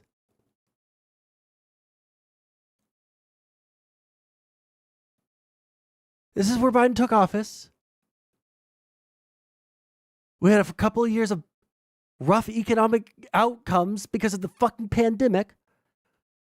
And then real private construction for manufacturing exploded after we passed all the fucking infrastructure bill, the fucking American Rescue Plan, the CHIPS Act, the Inflation Reduction Act. We see construction spending for factories explode. That's what you would do if you wanted to see manufacturing come back to the United States. If you wanted to do it for national security reasons, if you had any real interest in doing anything for the country and not for your ego or for your pocketbook. These are what we call stock buybacks. It's almost like international or internal investments are how you grow an economy, not starting fights with trade partners. Yeah, I know. Basically, when a company makes $100 million, the company... If I end up going on Tim Pool, which is entirely possible, and I've started researching everything for it, but a big part of it is probably going to be the fucking tariffs. And if it's the fucking tariffs, it's going to be really fun. I don't think that there's an easier debate than the fucking tariffs debate right now.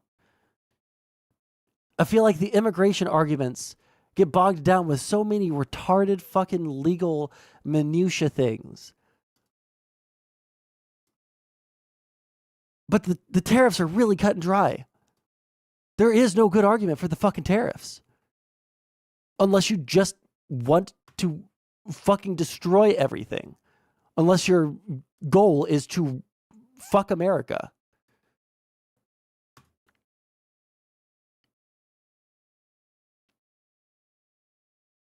The funny thing is that Biden won the debate versus Trump when it came to information. True.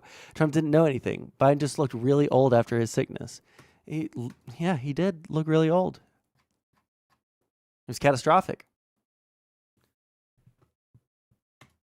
company does not spend it on development. Instead, it gives the money to shareholders. And for shareholders, this is great. But for the companies and their employees, not so much. What if there is a bad year right after the stock buyback? Well, let's use our financial reserves to get through it. But hold on, we gave it all to shareholders last year. Uh-oh, looks like it's time for mass layoffs. So the end result is mass poverty and joblessness for workers, as shareholders pocket millions of dollars. This is a systemic issue that needs to be addressed with regulation, something the Trump team is notably not.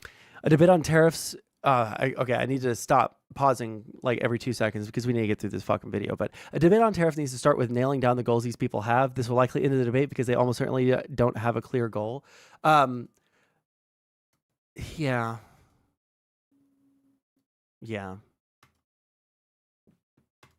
Not willing to do because that would go against the interest of the oligarchs backing them. Additionally, bringing major industrial capacities to the US is not a trivial task. It's not like those logistics centers you see popping up next to cities where they just build a big metal box and a month later it's already fully up and running. Heavy industry is a bit different from that, if you can imagine. You need industrial scale utilities built out. Roads, railroads, water. Berto, I know that gas is $4 a gallon around where I live for the first time since 2022.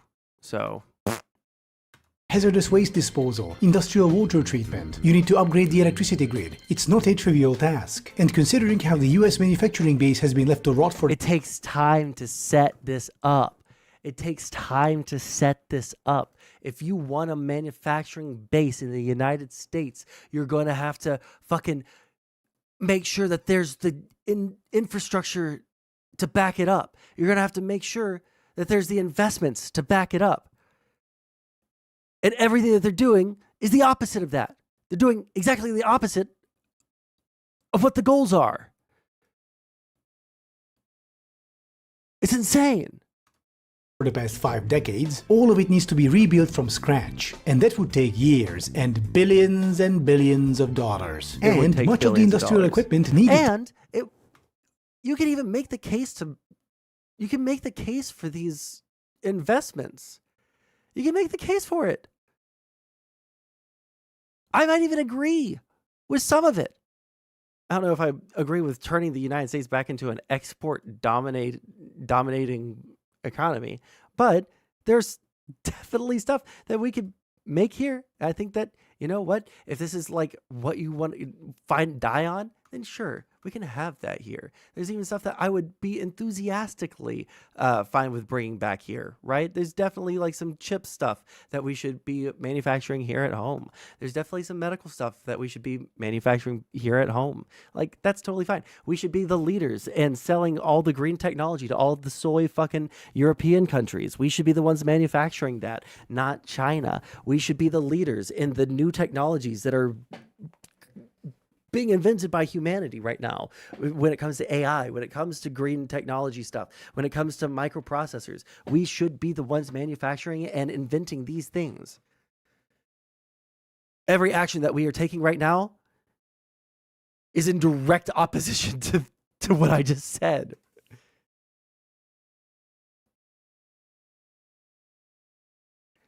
That, and we want high profit manufacturing, not bullshit. We shouldn't be making shoes. Yes!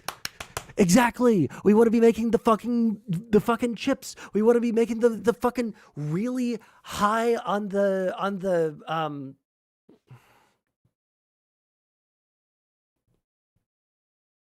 production line. The high on the, you know what the word I'm looking for. I can't think of the word here. Why can't we make shoes here? Why would we? Why would we make the shoes here? It'll just make it more expensive. And then people are going to be working in shoe factories. And people don't want to work in shoe factories. All of the American propaganda from the fucking 50s and 60s was about automating all these shit-ass fucking manufacturing jobs away. All the propaganda was about how based America was, that they were about to get rid of all of the factories and replace them with fucking robots so that we could have leisure time and fucking work on real shit like killing communists.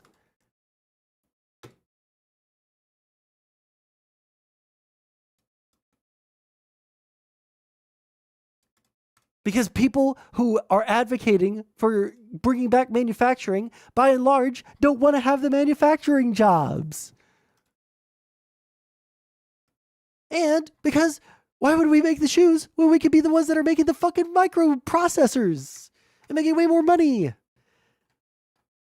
and controlling other countries because we have the goods that they can't produce. Anybody can produce shoes. The United States should be the only one that can produce high quality fucking computer chips. Why would you want to enter a market that you have to compete in? Why would we not create the markets that nobody else has and everyone has to come to us for? The lib pro sweatshop arguments, you might be thinking that I'm making pro sweatshop arguments. I'm saying that what you're saying right there is you're advocating for bringing those sweatshops here to the United States.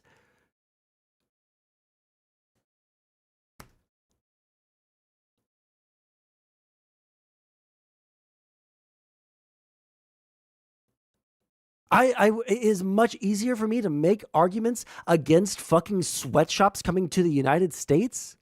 They wouldn't be sweatshops in America, dummy. Oh, so there would be a whole bunch of manufacturing in the United States that would be automated away because it wouldn't be a sweatshop, right? The reason we call them sweatshops is because they have a whole bunch of crazy fucking labor for 16 hours a day that they have to do because they don't want to spend time investing in creating robots that can do the job for them, right? That's what a sweatshop is.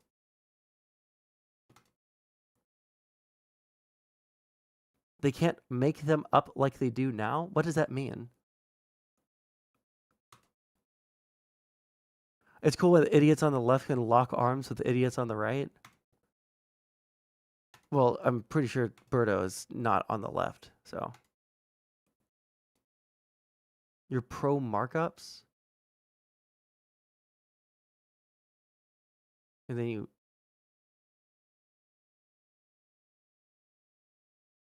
I don't know what you're trying to say now. Okay. To start those factories is made in what country? Yet China, a country currently subject to 100+%. 1 second. Go back a little bit. 5 decades, all of it needs to be rebuilt from scratch. And that would take years and billions of dollars. And which again, I want to just restate this. You can make that argument. You can make the argument. It's just that nobody has made that argument coherently. That why we should do this. And no one has been able to make the argument for why tariffs are the way to get us there. 1 second, Gas. I'm got to get through this video before clicking anything else.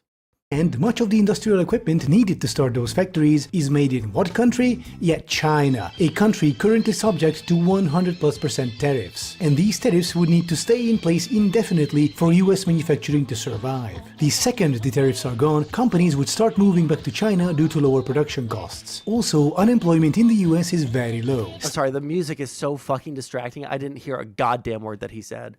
Jesus Christ, that music is super fucking distracting.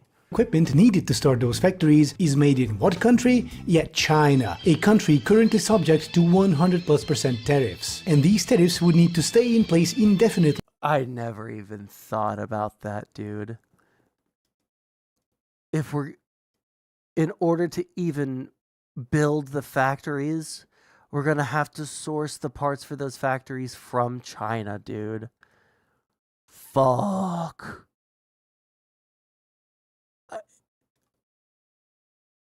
I don't know what goes into building a factory. I'm not going to lie.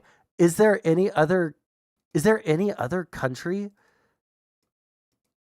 or are there parts like factory components or components that go into factories that are only made in China that only China has the capacity to make?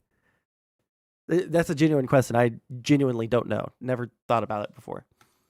For US manufacturing to survive. The second the tariffs are gone, companies would start moving back to China due to lower production costs. Also, unemployment in the US is very low. Staffing those factories would require a large workforce. You usually get that through immigration. Yeah, and so we have such a fucking crazy low unemployment rate. So if we're going to bring manufacturing back to the United States, what jobs are going to be lost so that people can go to these manufacturing jobs? Except the Trump team is gearing up for mass deportation, which is notably the opposite. So this big reindustrialization is just not going to happen, at least not on a large scale. Also because what if, and now— God damn, I can't hear what he's saying over the fucking music. It's got to end soon, right?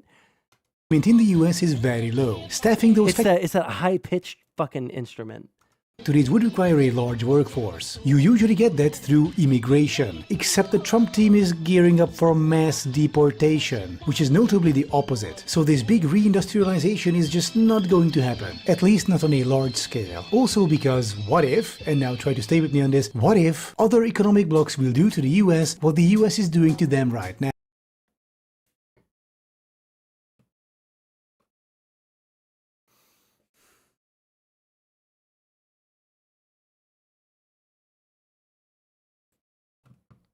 It's just exactly what everyone said.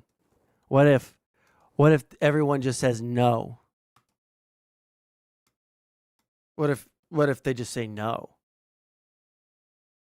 And we've found out what happens if they just say no. Trump backs down.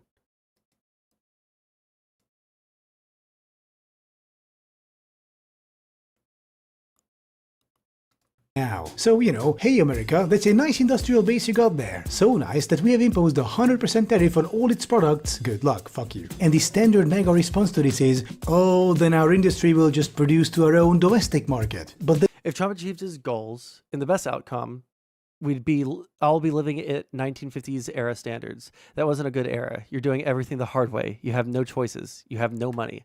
I know. I mean, I feel like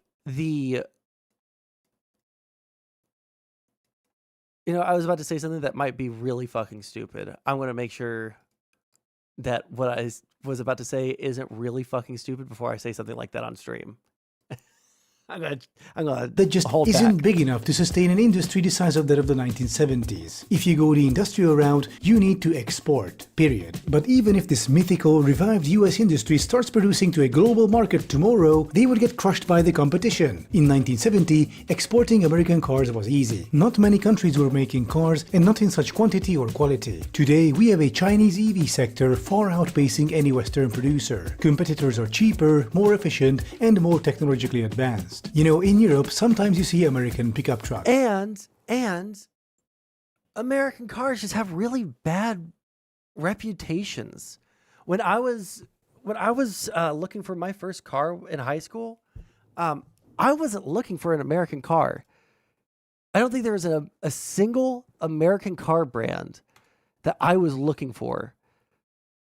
Because every single person that I knew, even in high school, every single person that I knew that had an American car, their car was dog shit, right? Because we were in high school, right? Everyone had 10-year-old cars, right? Not everybody had 10-year-old cars, but you know what I meant. Everybody had older cars, 5 to 10 years old. Every fucking car that was an American car brand sucked fucking ass to be in.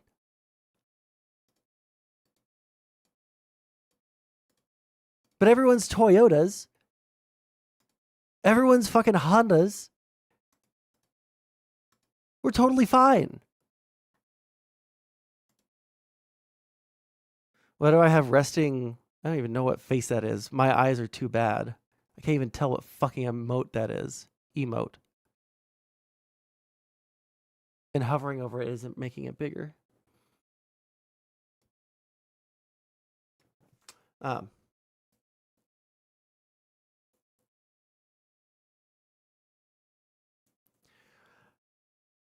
You literally want us to remove food quality standards to remove tariffs. Yeah, I know. People think that that's what the big reason that America is fucked right now is because of European food standards. No way Trump caves. He already has. I mean, he's a manly man who chops down trees and drives a big truck with 32s and a lift kit. Yeah, true. Honda CR-V, bitches love it because it's fuel efficient. Yeah, the first car I got was a Volkswagen Jetta. And I got the Volkswagen Jetta because it was $3,000 cheaper than any comparable car because it was stick shift. So it was fuel efficient. It was stick shift. I had to relearn how to drive after buying my first car. And then my second car was a fucking Kia Forte that I bought. In between there, I had a Kia Sorento that was a hand-me-down from my dad. That was a massive fucking piece of shit. Love you, Mom and Dad, if you're listening. And I really appreciated it. It was very necessary at the time, but that car sucked ass, okay? Jesus Christ. About fucking caught fire on me 3 times. Anyways, I have a big-ass Ford truck and a Honda motorcycle. Based, the American dream. What I'm hearing is Sondsol knows his way around a stick. Yep, bisexual and knows how to drive manual. You can't fucking stop me, okay? I dropped a 2-minute tariff vid. That is what I think will happen. Here, let's watch it real quick. No, I need to fucking stop getting distracted.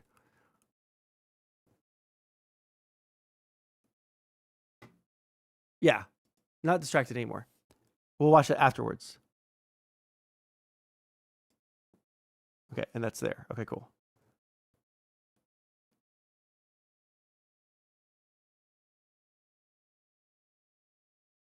My first was a $200 to $300 piece of shit from the junkyard. No, I was really like, and I'm still this way today. If I'm making like a big fucking purchase, like a car or, you know, something like that, I'm like a car or a house. Obviously I'll get used, but like, I'm not going to get used like secondhand, not from a dealership that's like highly accredited and shit like that. Like, I'm going to play it so fucking safe, absolutely super risk averse when it comes to money. Okay. It's a 2-minute video. Just watch that first. It's just like, it's always just a 2-minute video. We'll watch it. Okay. Sounds like more like a chicken or the egg. Maybe you got so good with the stick shift. You were like, yeah, maybe. Date more men? Why? I'm in a very happy and committed relationship with a woman. Mine is a few seconds. Okay, internet gas, link yours. Link yours again. We'll watch Gas's, and then we'll watch Nayer's, and then we'll get back to our video.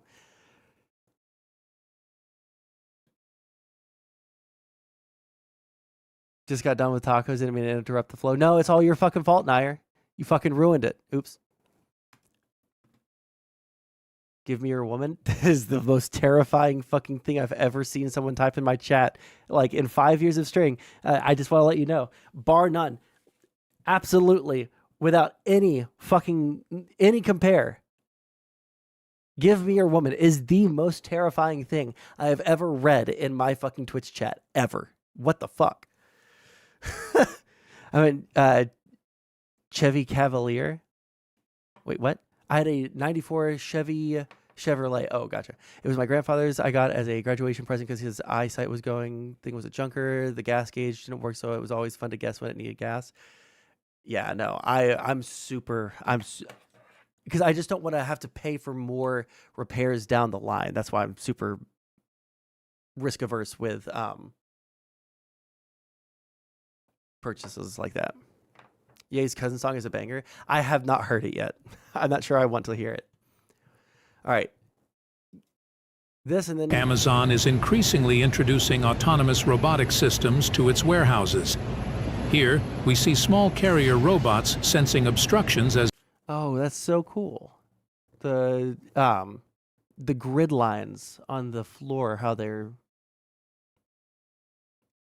going. Here, we see small carrier robots sensing obstructions as they go about their work.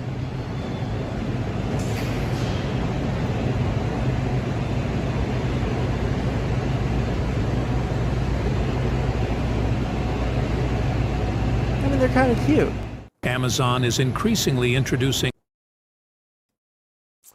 Those robots are so old. When you say so old, what do you mean so old? And Gas said that this is what will happen when new factories open in the U.S. I mean, that's just like the Amazon shipping centers that are here now. Like, that's literally, that center is probably in America. Did it say what? Where it was Amazon is increasingly introducing autonomous robotic systems to its warehouses. Here, we see... Oh, well, if it's Amazon, yeah, this has to be in the United States because it's a shipping center. So, of course, it's in the fucking United States. So, yeah. I would assume that we've only had the technology to do that since, like, I would assume the earliest is, like, 2015 for little delivery robots like that. At least 5 years? Yeah, 5 years. That sounds... Okay, you say so old. 5 years is not so old when it comes to technologies like this. Okay?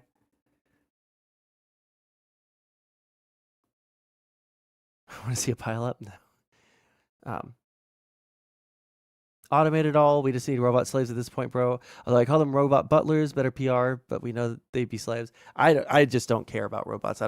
The whole argument about, like, treating robots nice or AI nice because morality, I don't trust robots because they're not humans, so therefore they are not something that I give moral consideration to. All right.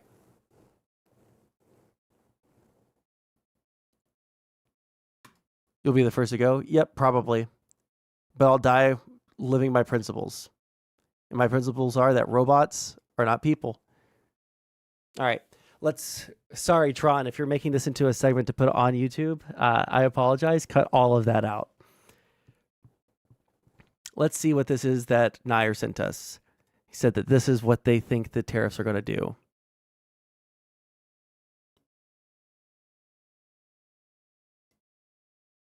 Secretary Scott Bessent plans to save the US economy, explained in under 2 minutes. This is your tax revenues of the United States of America. It's about 17% of GDP. The biggest spending in the United States goes to welfare. This is closely followed by Medicaid. And then after that, we've got... What does he mean, welfare? Defense, we've got interest payments. Is he including...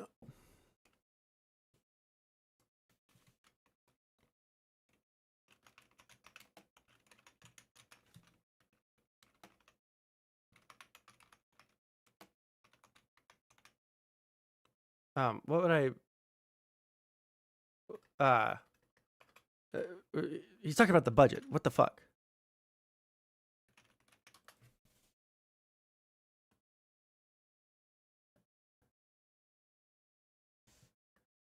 So in his video here, welfare, he has to be including Social Security on there. Welfare is $1.8 trillion.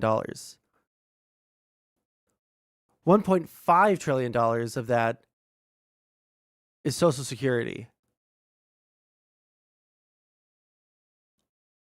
So I don't know if Social Security is considered welfare. Yeah, food stamps would be considered welfare, right? Like SNAP and stuff like that. But like, I'm so curious. Is that going to be a separate thing than welfare? Because welfare isn't a specific program. There is no program called welfare, right? On debt. As you can see, there is a big... That's it. So welfare includes SNAP benefits. It includes, like assistance for needy mothers and single mothers. It includes, money for people to get food if they are poor and don't make enough money to feed their families. So all of that plus Social Security is $1.8 trillion, and Social Security is, well, depending on which one you're looking at, either 1.35 trillion or 1.5 trillion, which is, I'm going to make an assumption, I'm not going to run the math here, the overwhelming majority of 1.8 trillion, right? So unless he's going to openly call for us to get rid of Social Security, probably not a good video to make. Alternatively, we could, I think Sourcing was saying something about it. If the goal was to raise revenue, we could just implement a sales tax. That is what a tariff is, but also has the benefit of pissing off trade partners. True. Yeah. 100%. If the goal is to raise revenue or to cut the deficit, we could raise revenue because everybody seems to be mad about what we're cutting in Doge, and that's going to be next week's focus, by the way, folks. We're going to be doing some deep dives into Doge because I want to see what they've cut and what they've not cut and what I've not looked into it at all. I've only seen the headlines of people, not looked into any story about it whatsoever. But like Doge ain't cutting this. Our government is actually significantly more efficient than I was anticipating. I thought that Doge was going to go in there and actually find some shit, and I was really a little bit worried about that. But unfortunately for Elon, and very fortunately for the Democrats and for our government, it turns out the government is actually fairly efficient with its spending, and actually doesn't have a bunch of redundancies, and actually doesn't have a bunch of, like illegal payments or fraudulent payments or anything like that. It's actually kind of crazy. But yeah, we could just increase our revenues by increasing our tax base. How would we do that? Sourcing said we could implement a 30% sales food on fast food. We'd solve our debt issue and our obesity issue in 3 years, which is true. But so we could do a national sales tax. We could do a tax on fast food. We could do, we could just increase the amount of taxes that everyone pays, right? Like, I think the bottom 50% of Americans have just like, will never ever pay into the tax system.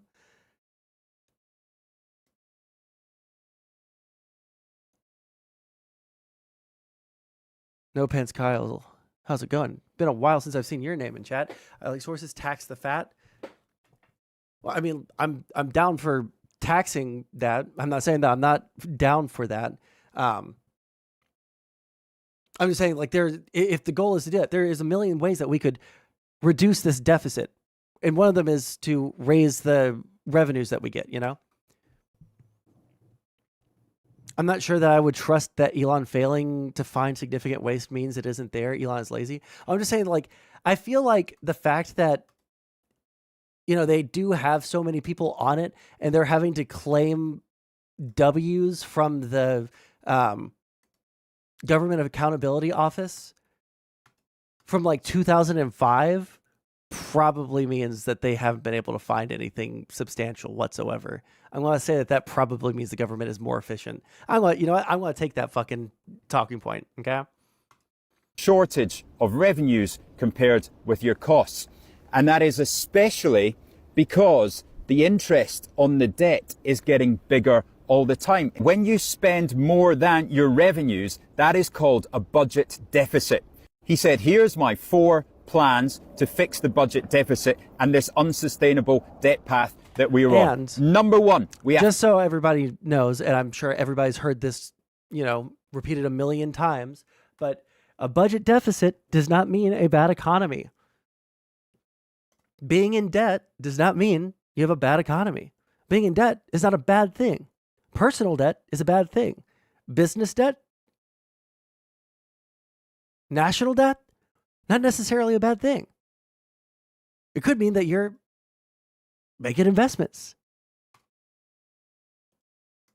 If I borrow $50,000 as a country if country A borrows $50,000 from country B, just right, and they owe country B $50,000, but they used that $50,000 to invest in their country, and now their country is making $62,000 of profit every year after the investment went through. And now they're making $12,000 extra every year, and they can pay off all the interest. Just because you're in debt does not mean that it's bad. To grow, to fix the budget deficit and this unsustainable debt path that we're on. Number one, we have to grow the economy. Now, you don't grow an economy by increasing taxes. No, we've got to cut taxes. One of these... I'm sorry, what the fuck did he just say? I'm so sorry. By increasing debt path that we're on. Number one, we have to grow the economy. Now, you don't grow an economy by increasing tax. Okay, I thought he said something else. Okay. You don't grow an economy by increasing taxes. That's not necessarily true, but broadly speaking, if we're talking, high school level econ, sure. Okay, we'll give him that one. Taxes. No, we've got to cut taxes. One of these disappears straight away. The only way to increase your revenues when you're cutting taxes is to get the economy bigger, because this is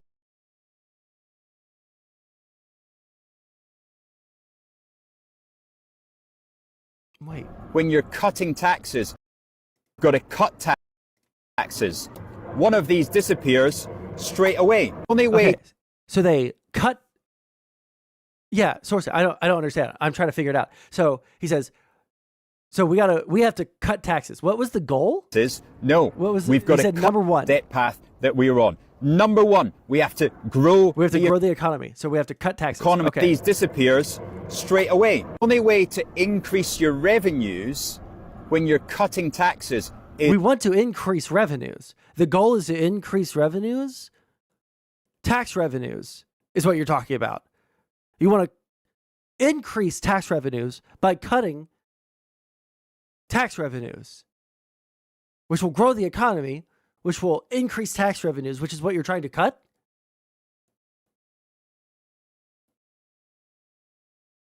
Please tell me if I'm having a stroke and I'm not understanding what he's saying. Am I being bad faith here? Or is that like literally exactly what he's saying? Trickle down? No, this isn't even saying trickle down, because trickle down implies that like the wealth is going to trickle down from the company in through the economy down to you, right? But like this is different.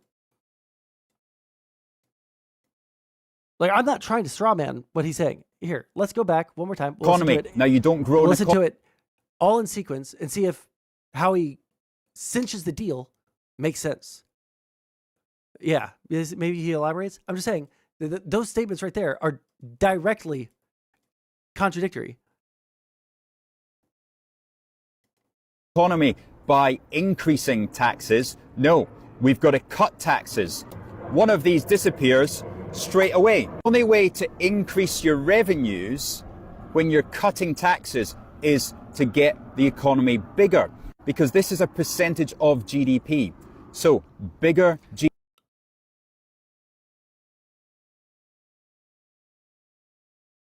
I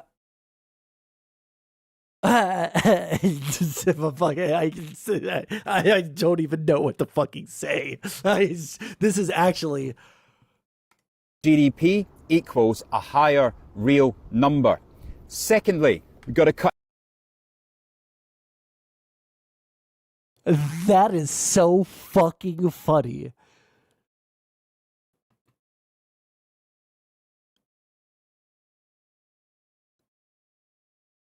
Is this a...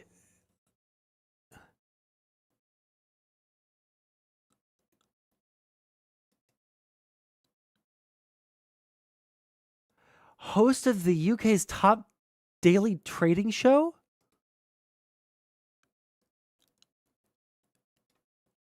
It just grows. Right, but it feels like he's going between...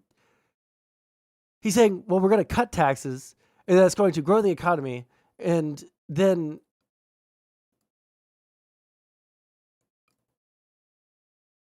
Wouldn't it all necessarily all just like increase as a percentage anyway? So it would still be in debt? It wouldn't change the relationship there at all? Except for now that you're bringing in a smaller percentage of the revenues that, or you're bringing in a smaller percentage of the taxes, of the possible revenues that you could be.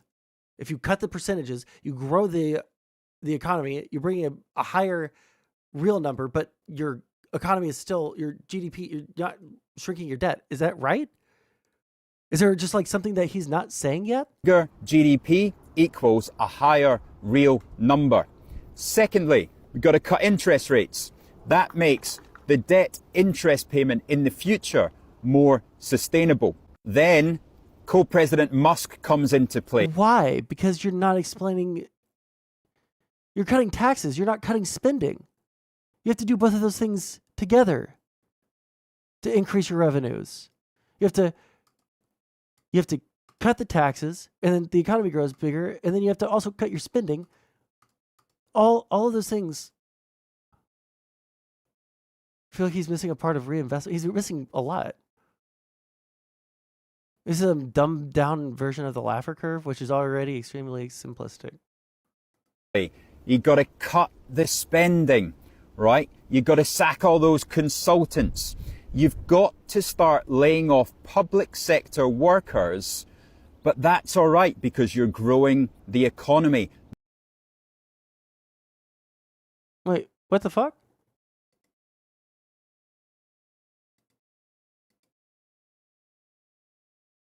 Wait, what the fuck? Percent plans to save the US economy. Then, when you by increasing taxes, no, Okay, we've got to fine. cut taxes. One of these disappears straight away. The only way to increase your revenues when you're cutting taxes is to get the economy bigger, because this is a percentage of GDP.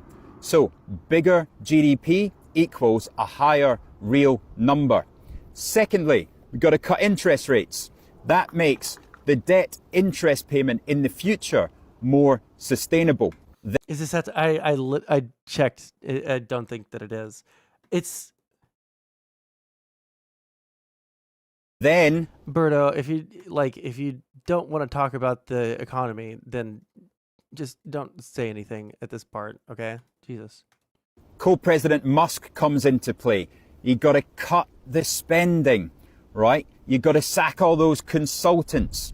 You've got to start laying off public sector workers, but that's all right because you're growing the economy. Therefore, there's more private sector jobs to take up the slack. So unemployment rate doesn't go up. Wait, what? But that's all right because you're growing the economy. Therefore, there's more private sector jobs to take up the slack. So unemployment rate doesn't go up. Unemployment not going higher means that interest rates can go down. Next, you slap a load of tariffs on foreign countries that aren't paying. So you increase the taxes then. So you take down step 1, reduce taxes. Step 2, grow the economy. Step 3, fire all of your employees. Step 4, reapply new, different taxes.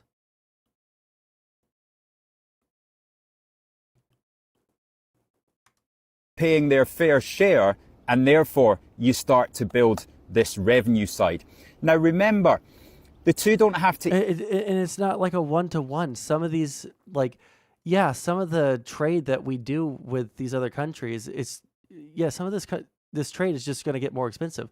Some of this trade is just going to stop.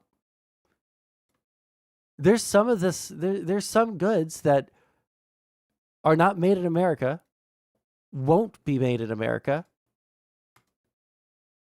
that people simply will not shell out the money for to buy it because it has a tariff. That's something that just doesn't exist in the American market anymore. It's not one-to-one. But it's more likely to shrink GDP. Yeah, but these people don't live in the real fucking world where, every single fucking economist, every single fucking business leader, every single fucking financial institution, every single fucking politician that isn't a Trump dick sucker, every single fucking world government, every single fucking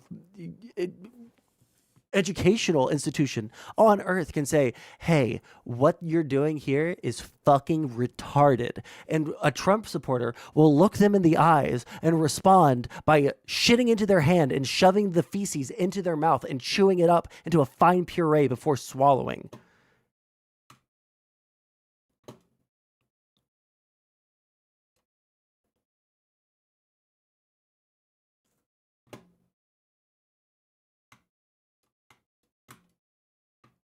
I'd agree, except if goods stop, it stops markets. The principle makes sense, but it takes a long time to set up. Wait, hold on. I'd agree.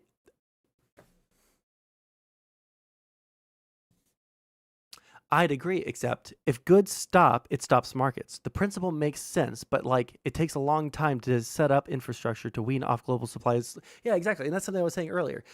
If they wanted to do this, and if they were serious about doing this in a intelligent way, right, because they actually wanted to see manufacturing come back to the United States, they would do this in a much different fucking way, right? They would do it in a much different way. They would do it a lot more similar to what Biden did. It would probably be more aggressive than what Biden did, but they would be a lot more similar to what Biden did. But that's not what they're doing. I think targeted tariffs could have been super effective. That is possible. I think that Trump, too, could have been a Death Star to world liberalism if they were really smart and they, put a picosecond of fucking thought into the plans that they were putting together, right? If they had done that and they were really Machiavellian and they had people that were smart and evil instead of loyal and evil, they probably could have got rid of world liberalism forever. They could have fucking just annihilated. They probably could have much more surgically assassinated China's economy. They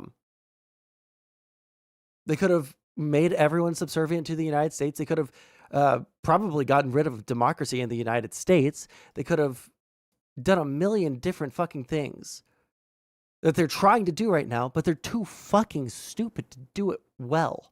Thank God.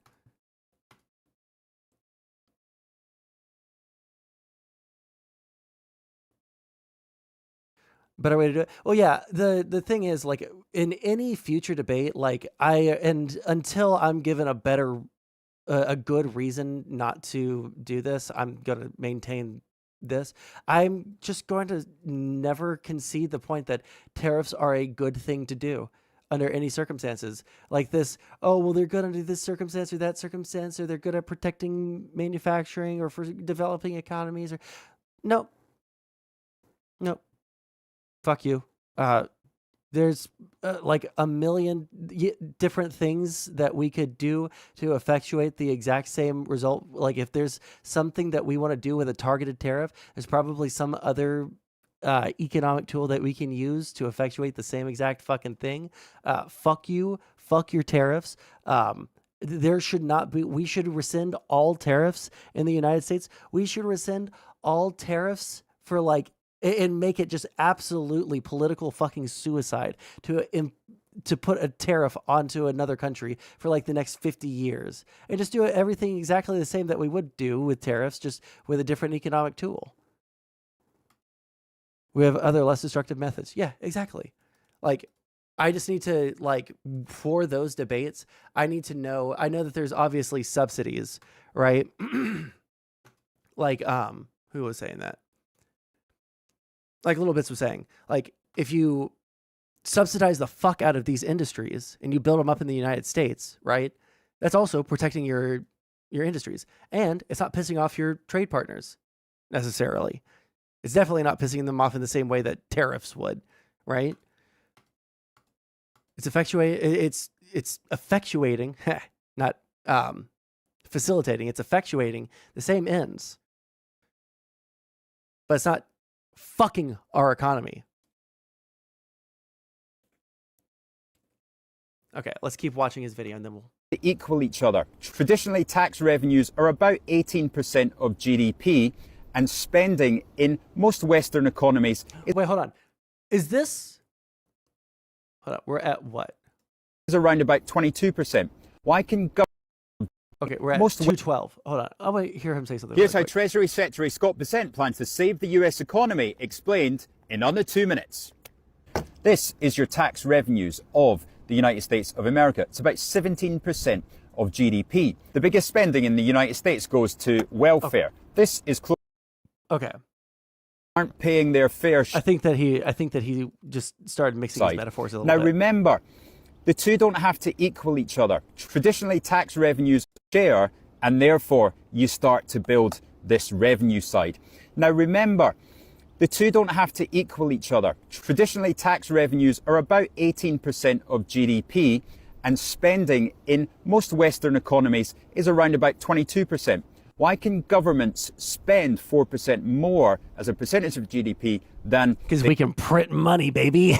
...they take in tax and revenues? Well, it's down to GDP growth and inflation. Sorry, I started reading chat and I didn't listen to him. Why can governments spend 4% more as a percentage of GDP than they take in tax and revenues? Well, it's down to GDP growth and inflation. This is where inflation is a government's friend. It might not help you with the cost of... Okay, he's not a total fucking retard. ...your groceries. What? So this guy has some basic Econ 101 understandings that like inflation is something that is neutral. It's not good or bad except for, well, hold on. Let me rephrase the fuck out of what I was just saying there. There is a healthy level. Okay. Let's rephrase that to that. There is a healthy level of inflation, a target level, because having too little of inflation makes it to where no one is incentivized to spend fucking money. All right. So you want some inflation. All right. It seems like he understands that. So why does he not understand the other parts of the Econ 101 argument? What the fuck? But it does mean over time. It just like makes me feel like when there are people like this who exhibit understanding of concepts in one area, but conveniently lose those concepts or don't seem to understand basic concepts in their field, the second it becomes inconvenient for their argument, man, I just feel like these people are liars. I just feel like everybody who talks about anything, unless they're like if they talk about politics at all, they're a fucking liar. That's the way I feel about politics now. Like if you're an economist and you're like often on CNN, like giving your opinion on the economy or what policy should be, you're a liar. And your opinion should be discarded wholesale because you're on CNN all the fucking time. If you have any financial or monetary incentive, I want some dry fucking like pencil pushing, glasses wearing, gray suit, tweed suit wearing, fucking pencil protector and their fucking coat pocket wearing nerds.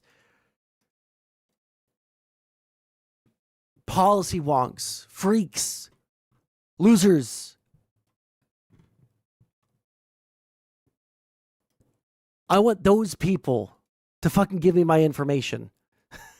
I want some people that are just autistically hyper fixated on giving me the numbers. Fuck the charisma, true. If you manage to grow your economy by 2% a year through productivity gains or through Aren't we like the most productive country in the entire world?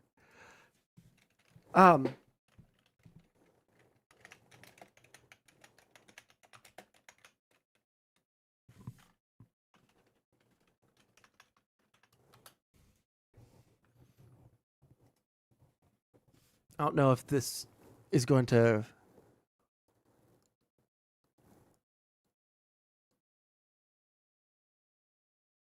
We are the 1, 2, 3, 4, 5, 6, 7, 8, 9, 10, 11th most productive economy in the world.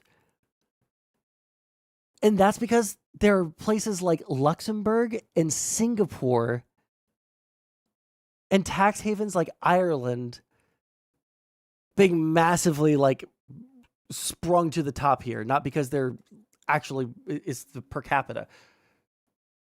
We're number 11. How far down is China?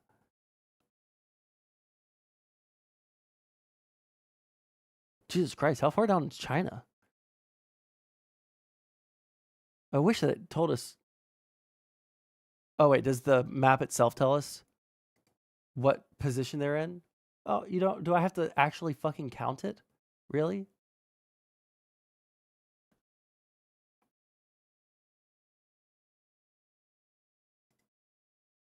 Okay, well, I'm not going to count. Suffice it to say, the United States is a unbelievably highly productive workforce. Depends on how you define the production. Well, is there a different definition of productivity, like in the economic sense, that I'm unaware of? Because I only know about like the hours input versus economic output. Lucy Hayes raided the channel with 2 viewers. Thank you for the raid. Lucy Hayes, I thought that you fucking hated me. I appreciate the raid, though. We're talking about the economy. I am Vivanced out now, so I'm actually able to fucking concentrate on stuff. We are prepping for a possible Tim Pool appearance, so just got to make sure that we got everything ironed out. This is a very long explanation for what we're doing for a 2-viewer raid. No shade, Lucy Hayes, but I desperately need to finish this fucking video, so we're going to get back into it. This guy is not very smart for the people that just got in here. Graphics. Then stick 2% inflation on top of that, meaning you get real GDP growth of 2% and you get nominal GDP growth of 4%. That is the difference between your tax revenues of 18 and your spending through productivity gains or through demographic. As you said with Ireland, Bermuda, etc., technical production of value isn't necessarily meaningful. Okay, yeah. I guess I was a little bit hand wavy with the fact that Ireland and Singapore were on there. I know that the United States has a massive export market, which is why I would say looking at places like Ireland or Singapore compared to the United States, I would say like those are probably not the same thing that we're talking about. Although that is a good point that you bring up, and that is something that I should be prepared to answer for if someone asks me about it in a debate. So thank you. Then stick 2% inflation on top of that, meaning you get real GDP growth of 2% and you get nominal GDP growth of 4%. That is the difference between your tax revenues of 18 and your spending of 22. Now, the next thing you do to help the economy grow is deregulate the banks. If banks are lending more, companies can borrow, they can hire more staff. I feel like we're trying to speed run killing. It's like every single fucking bad economic fucking policy that could be done, they're trying to do all at the same time. In tandem. I don't get it.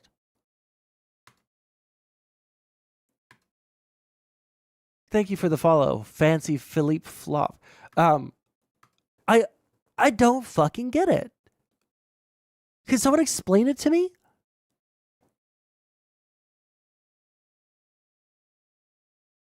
The next thing you do to help the economy grow is deregulate the banks. If banks are lending more, companies can borrow, they can hire more staff, and they can expand their profits. I feel like every single time we've gone through and had to add regulations to the banks, it's been because of fucking crazy, shady shit that they did. I don't think... Can he give me an example of some bank regulations, some financial regulations that are constricting our economy?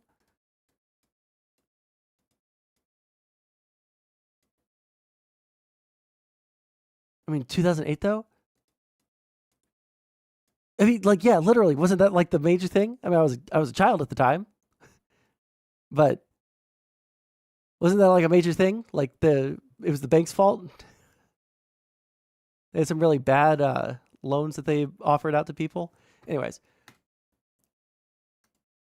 So there is some additional tax revenue from that corporation tax. Therefore, as you manage to grow the economy and get that GDP growth, as you cut interest payments, you cut a little bit out of defense, and you get rid of a lot of consultants, and you start to charge some of your friends some tariffs, slowly you build the economy, you get economic growth. This is as their... you cut interest payments, you cut a little bit out of defense, and you get rid... Hold on. So this guy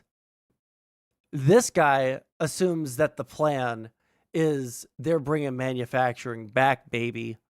He assumes that that's the plan. In the video that we should try to finish now, this is option B that he's been talking about. Okay, nope. They are mostly driven by socially maladapted middle-aged men unwilling to be...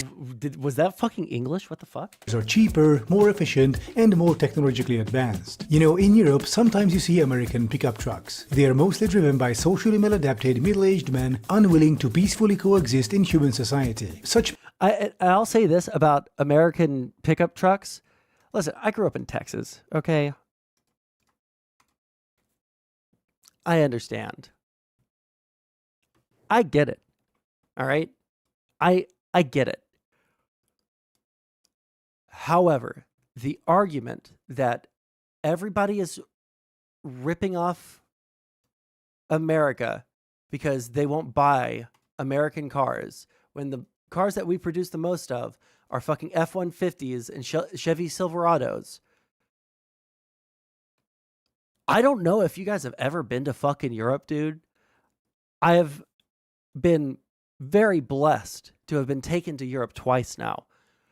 There is no amount of money you can offer me to live in a European country and have to commute to and from work in an F-150. There is no amount of money you could pay me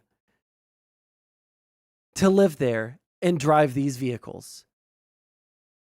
If Americans want other countries to purchase their cars, they should make items that those people want to buy.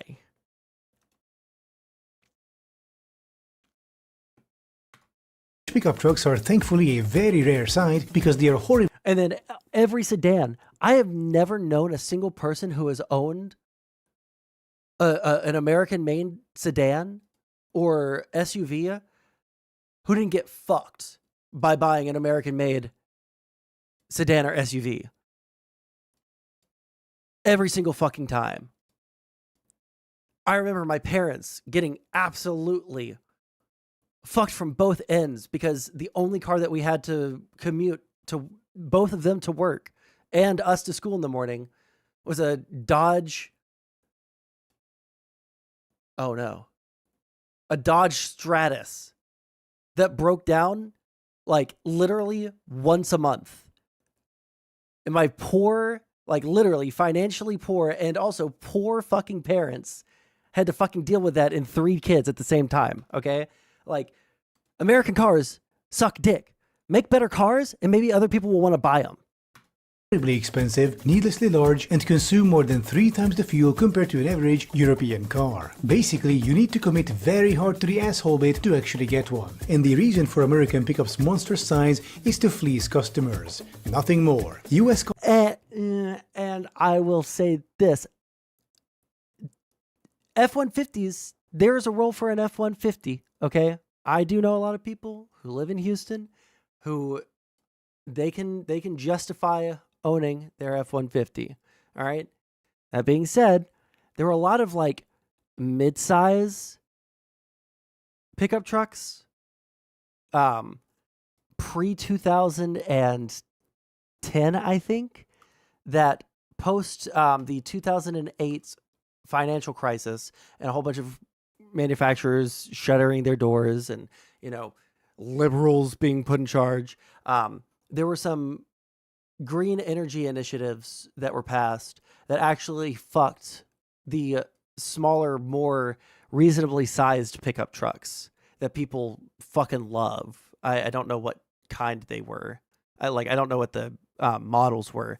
But they were like these smaller, like usually like small Fords and small Toyotas that you could get that people fucking loved. But now if you want a pickup truck, you have to get a F-150. This guy's retarded. Trucks are big because of cafe standards. I assume you mean safety standards.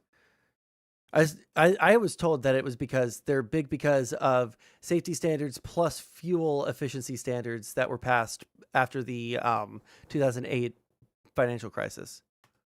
Car companies were looking for ways to sell more cars and figured that instead of selling more cars to more customers, they could just sell each customer more car, singular.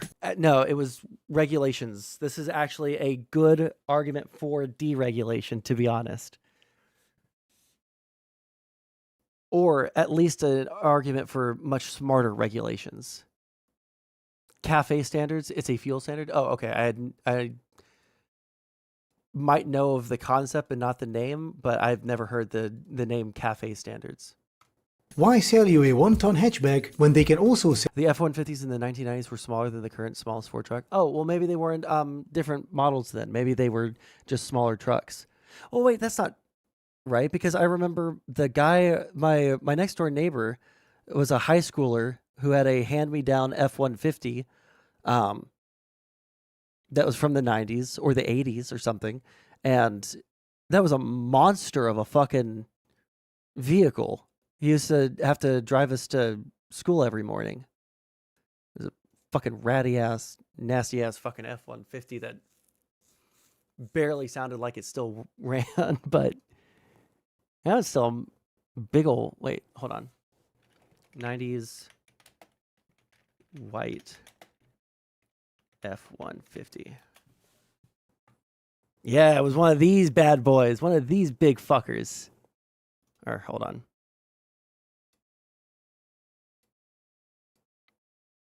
Exactly like that, but his was beat to fuck. And it was tiny compared to today's trucks? Really? Was it? I mean, granted, I guess I was in, elementary school at the time, so I guess the sizing of things was probably a little bit difficult to remember, but it really felt like it was huge. Anyways. Sell you a 2.5-ton pickup. With the pickup, you're essentially paying for 2.5 cars, while getting only one. And while this practice is great for the but they have towing capability. Okay, I fucking wimpy-ass girly Europeans complaining about big American cars. Boo-hoo. I understand the argument that they're big, okay? That's the good argument. Stop with the, oh no, they're big and they're powerful. Yeah, our trucks are powerful. Just like our cocks. Suck it. American market. Turns out the global market is rather limited when it comes to $80,000 over... Wait, sourcing, how old are you? Why do I always think that you're like 2 to 3 years older than me? sized gas guzzlers. Imagine that. Many American products are just not viable as exports. They are designed to fleece US customers in a protected market, not to compete abroad. And it's not like the US lets competitors' cars into its domestic market, like Chinese EVs, to compete with American cars. So why would... Sorry, I don't mean to say like, oh, wow.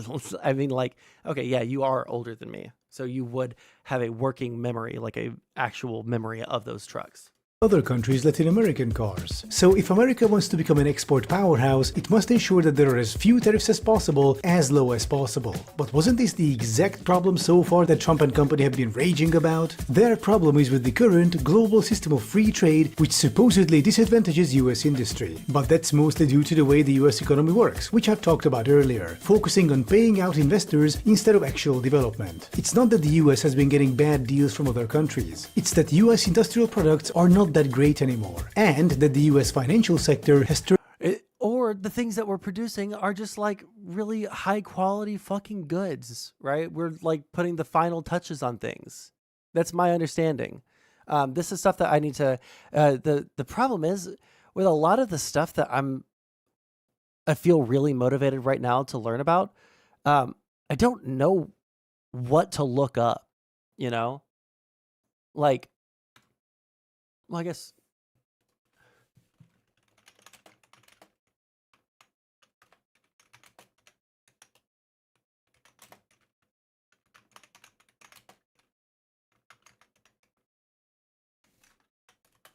what are manufacturing? So, okay, this isn't industries; these are companies.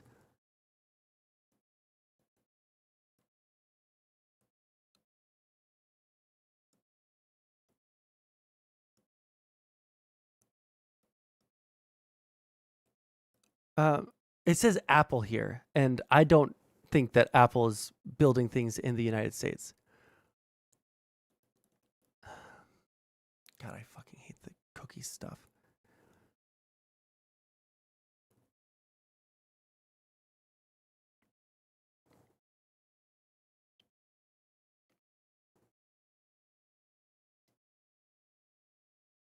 I forgot the first 3/4 of the video. Can we restart? Fuck you. Have you comment? Link me an article or a video about it. We'll go over that next. I haven't been able to read an article about it yet. I've only seen headlines. I need to look up what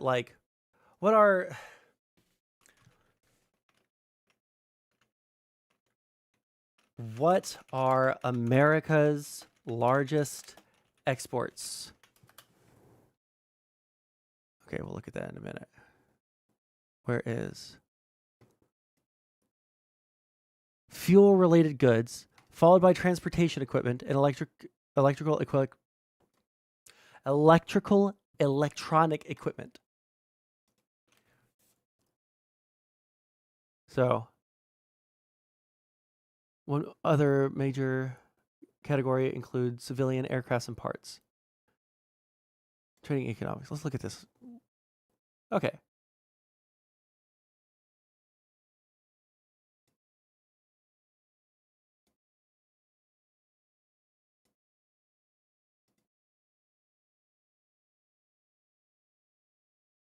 Okay, so our biggest exports are these. Mineral fuels, oils, distillation, so energy. That's our biggest export, it looks like, as of 2024. Next was machinery, nuclear reactors, boilers, so machinery and shit like that. 12%. That's $252 billion of trade. $320 billion was mineral fuels, that's energy. Electronic equipment, $214 billion. Vehicles other than railway and tramway is $144 billion. Aircraft, spacecraft is $134 billion. We got optical, photo, technical, medical apparatus, pharmaceutical products, plastics. We got smaller things, commodities not specified according to kind. But you can see that the first, let's see, 28, 38, 45, 51, 56, 59. The biggest 60% of our fucking economy, 60% of our exports are just really technical shit. We're not making shoes because we don't need to make shoes, because our people are smart enough to where we don't need to make shoes. That doesn't need to be what our economy is based around. If we want to make some shoes, if we want to have some shoes that are made here, that's totally fine. They're just going to be more expensive shoes. But most people don't aspire to work in a fucking shoe factory. Probably people would get more, I don't know, pride out of working at a fucking a plant that makes nuclear reactors. Probably makes you feel a little bit more have a little bit more pride in your work than stitching together shoes. You're making something very unique that no one else in the world can make.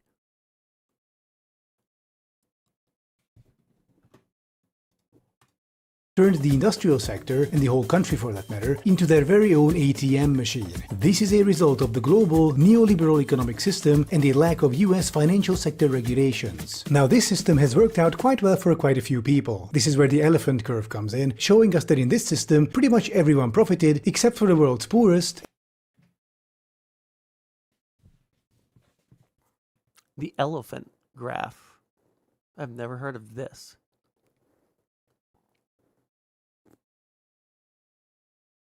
Sondsol is anti-cobbler. It's true. Every time I see people with little cobbling tools. Sorry, I was going to try and like somehow make this about British people because I associate British people with cobblers, but I don't care enough to make the joke. All right? Make up a joke in your mind and attribute it to me. And the Western middle class. Additionally, the top 1% profited a lot. A 60% income growth is very different when you're making $15 a day versus 15 million. Okay, so with all that in mind, let's... Wait.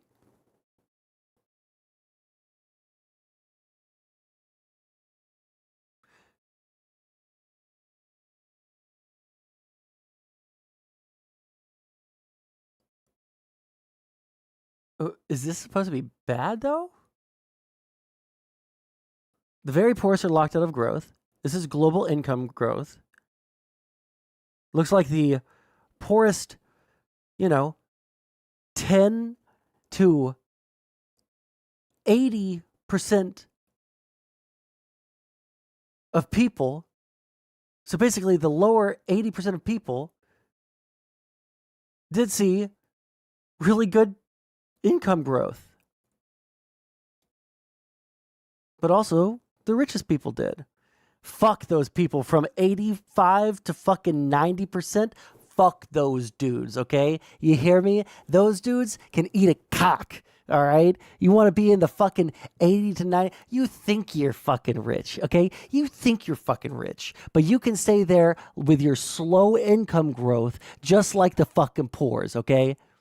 The top 1% profited a lot. A 60% income growth is very different when you're making $15 a day versus 15 million. Okay. That's true, but I'm pretty sure that this is probably still a very good thing. So with all that in mind, let's recap. The US tries to strong-arm allies into becoming economic vessels, wants to bring back manufacturing to its territory, and seeks to become an export-oriented economy. But the allies, or former allies, are fighting back and will not become vassals. The US would need more workers, but is currently getting ready for mass deportations. US products are not cutting edge at best, and are a scheme to fleece customers at worst. I disagree with this one. American products are not cutting edge at best. They are a scheme to fleece customers at worst. That's just not true. Our products are cutting edge, but that's why we should be bringing back things like making chips and, shit like that. Like the most crazy shit. We should be, investing in AI technologies and shit like that. That's what we should be doing because we are building shit that nobody else can. And the US economy is set to extract money from industry, not vice versa. And on top of this comes yet another problem. US military power, the upkeep of which is completely incompatible with the US being Oh God, is this about to get really fucking cringe? Export economy. And just how does that work? Currency. Every country has it. If your currency is strong, you can buy more stuff from other countries whose currencies are weaker. If your currency is weak, you can sell more stuff to other countries whose currencies are stronger. For example, let's say the US dollar and the euro are perfectly equal. $1 equals 1 euro, and that the EU-US tariffs are 0. So if a European car company makes a car costing 20,000 euros, a US customer can buy it for $20,000. But if the dollar is stronger, so let's say $1 equals 2 euros, then that 20,000 euro car will only cost $10,000 for the US customer. A strong currency is great when you want to buy stuff from abroad because you can get it for cheap. On the other hand, if the dollar is weaker, so let's say $2 equal 1 euro, then that 20,000 euro European-made car will cost $40,000 for the US customer. On the flip side, now the American-made car costing $20,000 will only cost 10,000 euros to the European customer. So now the US can go nuts with its exports, revving up those factories, ushering in a new golden age of manufacturing. Except, US military power kind of hinges on a strong dollar. With the fact that it's the global reserve currency, the US dollar is highly valued no matter what, enabling the US to upkeep a military of such size and strength. Building and maintaining their military depends on many foreign suppliers. To give you just one example, major parts of the F-35 are made in the UK, Japan, Norway, Denmark, Canada, Netherlands, Italy, Austria, and so on. And all those parts are made cheaper for the US by a strong US dollar. And you also can't just move these hyper-complex supply chains to the US overnight. It would take decades, assuming that all those other countries would willingly part with their military industry and pool of experts, which they won't. So if you want to export stuff, you have to weaken the dollar. But if you weaken the dollar, the US military needs to be downsized. But if you downsize the US military, you undercut the benefit of a military umbrella in exchange for being a US vassal state. And a weak dollar would also mean that the rest of the world would need to look for another global reserve currency, meaning the US would no longer reign supreme in the global finance sector. So if the US wants to become a manufacturing powerhouse, it needs to weaken the dollar. But then, being the world financial and military hegemon goes right out the fucking window, which kills most of America's leverage on the global stage. As in, why would China, India, or the EU listen to Trump at that point? The EU is the world's new financial center, and the Chinese, Indian and European armies are now on par with the American, so why should they give a shit about what Trump wants or thinks? Give us what we want, world, or we'll stop exporting our overpriced, oversized, shitty pickup trucks. Oh no, what a disaster! Right when those rural Chinese and Indian families were clamoring to buy a Yeah, there's a little bit, the anti-American slop, just hating on the F-150, which I'm totally willing to fucking hate on too, okay, is undercutting how good of an explanation this is. It is undercutting it so much. This is probably like right there, the most succinct and easily digestible explanation of this I've seen from someone online. It's either because everyone either just says this is what's going to happen, or they come up with some fucking crazy harebrained way to get there. This is just what's happening. Ford F-150 Raptor with the supercharged Predator V8 engine. No, come on. No, Trump's plan will not work. They're trying to have their cake and eat it too, basically. So with that being said, what would work? Regulations and investing into American society's welfare. Limiting the amount of stock buybacks, so companies will invest into themselves instead of functioning as ATM machines for finance bros. Wait, linking decaying areas. Wait, isn't that literally the entire point of a stock buyback? Sourcing. You're a smart person. What did he just say? Investing into American society's welfare. Limiting the amount of stock buybacks, so companies will invest into themselves instead of functioning as ATM machines for finance. Isn't that like definitionally investing into yourself as purchasing your own stock?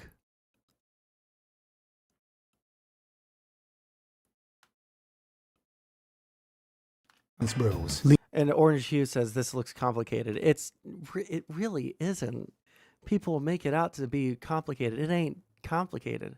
Linking decaying areas with high-speed rail to plug them back into the economic circulation. Spreading major corporations' sites across the country so they aren't all concentrated in like Sorry, what? into American society's welfare, limiting the amount of stock buybacks, so companies will invest into themselves instead of functioning as ATM machines for finance bros, linking decaying areas with high-speed rail to plug them back into the economic circulation, spreading major corporations. I don't know.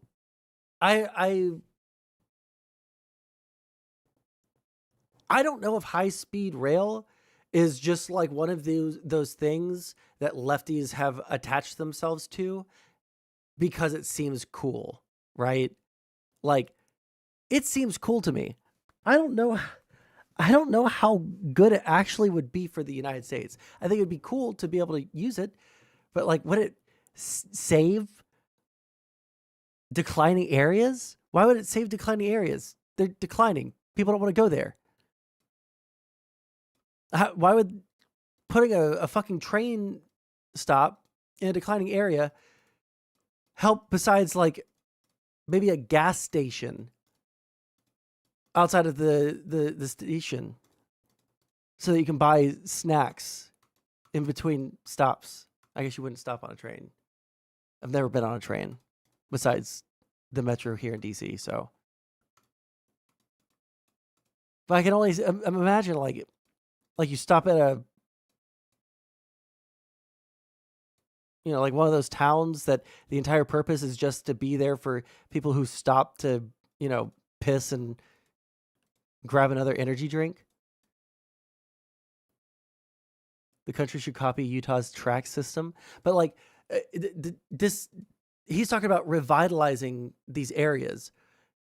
How would having high-speed rail, because high-speed rail isn't going to be freight trains. High-speed rail is going to be passenger trains. It's going to be commuter trains. Why do these rural areas need commuter trains? Is it so... Wait, hold on. I guess I could see it being good for people being able to live further away from cities and still be able to commute into cities? Maybe? Maybe. I could see that being like a really good thing for a place like Houston, but like an interconnected one all over the US, I don't know if is as economically important. Sites across the country, so they aren't all concentrated in like 3 cities, making those places completely unaffordable. Eliminating, Wait 1 second. instead of functioning as ATM machines for fashion, spreading major corporations. Real arguments are always made by urbanites who never leave the city. I thought that it sounded really cool because I had never really done any traveling before when that was like a big topic, and I never really flew. So I just assumed that flying was significantly more expensive than it actually is, even though it is still expensive. And I also thought that trains were significantly less expensive than they are.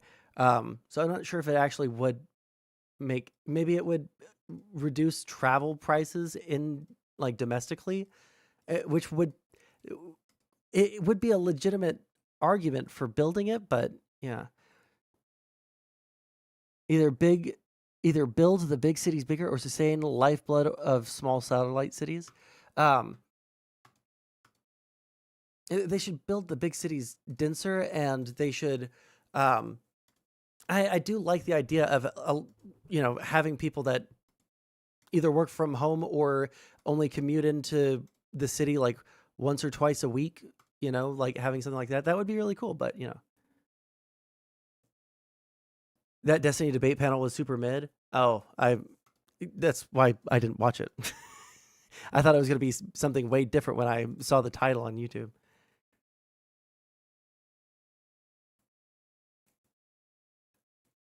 The U.S. is massive and far spread out. Yeah, that is also another thing. A lot of the places that have these high-speed rails are like really small fucking countries. Like Japan is relatively small. European countries are fucking small. Sites across the country, so they aren't all concentrated in like 3 cities, making those places completely unaffordable. Eliminating. Spread corporations thinner. But how would you do that? How would you spread corporations thinner?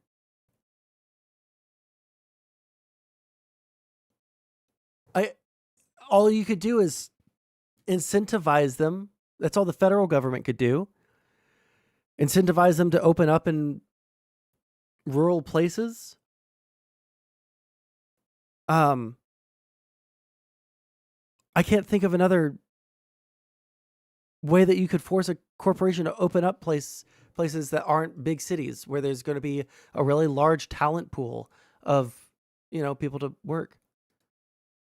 No vertical integration. Yeah, it's like there are reasons why cities are hubs of commerce. Legal loopholes car makers use to bypass environmental regulations to sell giant pickup trucks instead of regular, cheaper, economical cars. Enacting Medicare for the cheaper economical cars were bad, and so they lost. We lost. We didn't stop making those cars because the Toyotas were just cheaper. They were cheaper and better than ours, and we didn't innovate. all, so that people know. Like the regulating the car makers, that's not the solution. Like there might be something there with car makers, but regulations, it's not the getting around loopholes for green energy that's making the cars here worse. The F-150 is still super popular. Yeah, but he thinks that the big cars are a way to fleece customers. He just doesn't understand that.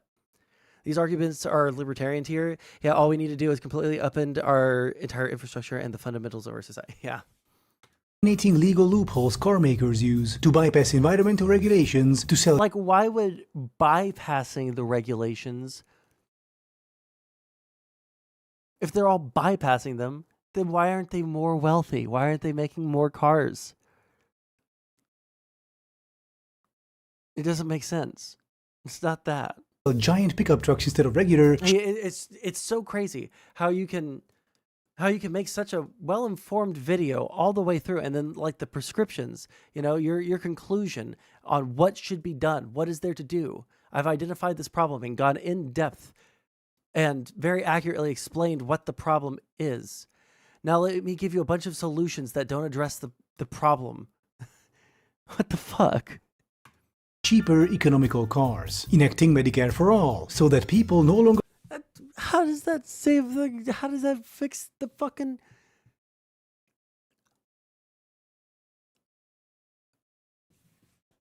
I don't.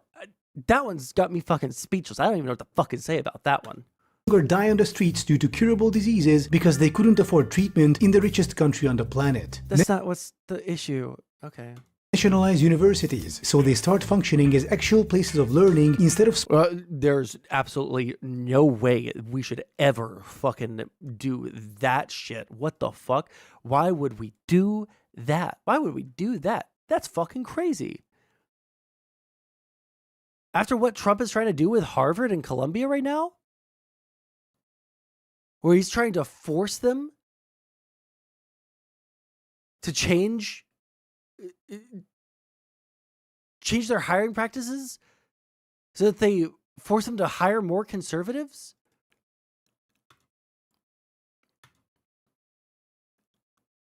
Absolutely not. Nationalizing the universities is a great way for someone like Trump to absolutely, completely destroy academia in this country. And we have nonprofit higher education. It's just that it's controlled by the states. Sports and real estate management firms with classrooms attached. Set a higher federal minimum. Sorry, I didn't even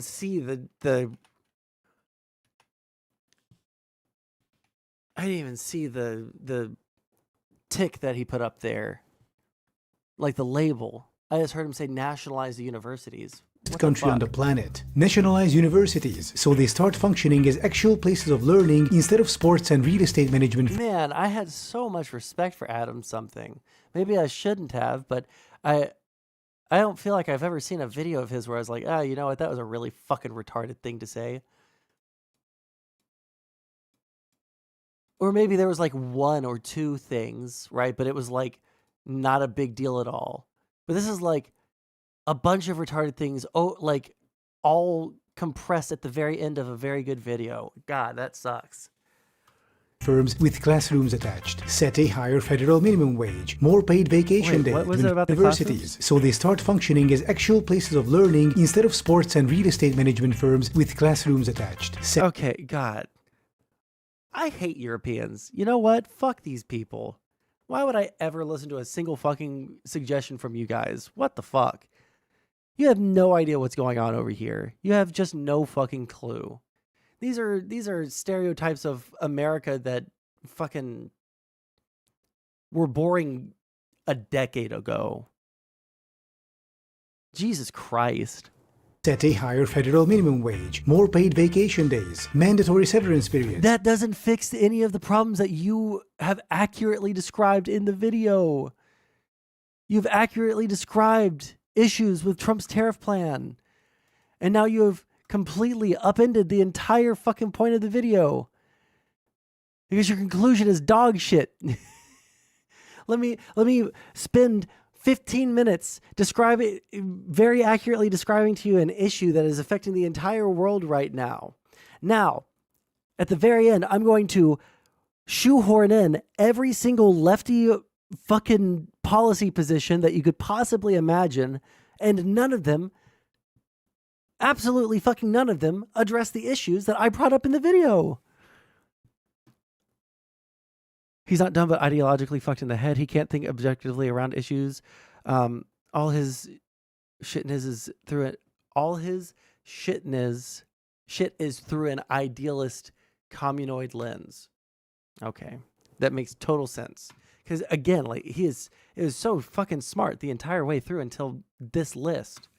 Hell, even the 4-day work week to increase employees' well-being. Overhaul zoning laws so that more housing can be built in areas that need it the most, driving down the cost of living. These are just some of the things the US government could do to help restore its middle class and lift millions out of poverty. The problem is not that manufacturing is gone, it's that the economy is set up to suck everyone and everything dry. There is still an ungodly amount of money circulating in the US economy. It's just that ordinary people see less and less of it since more and more of that money is concentrated at the top. It's that simple. America's economy is like a rickety, rusty old gas guzzler wreck of a car driven by a bunch of finance bros desperate to wring as much profit out of it as possible before it breaks. Well, the finance bros are all driving Teslas.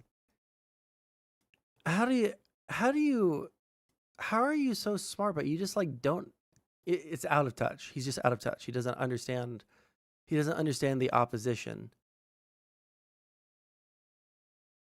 Holy shit. Damn. I've never had that moment before where I just realized, like, damn, I really could much more accurately describe. I could much more accurately describe the positions and the cultures of conservatives better than someone that's like that smart. But oh well. Yeah, that was like all of a sudden we're back in 2016. Yeah, forget your entire history, current situation, and just think like a European. That's the conclusion. Apart completely. The car has been getting slower for the past decades and the rattling noises are getting louder. The car needs a complete overhaul. But instead of that, Trump just wants to slap a V12 engine into it and call it a day. The US needs systemic changes. Not today, not yesterday, more like 20 years ago. An overcharged manufacturing sector, if feasible at all, might be able to mask problems for a while, but eventually they will all come back to haunt America. If, by then, there will be an America at all. Which at this rate I'm not so sure of, honestly.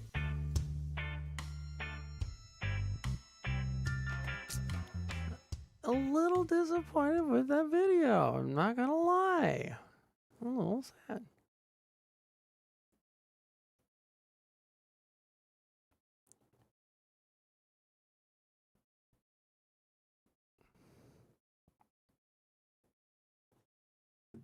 Okay. What was the other thing that I said we were gonna do?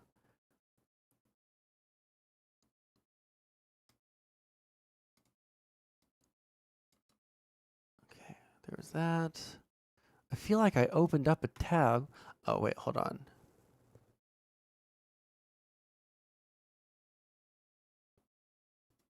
Damn, I can't remember what we were going to do.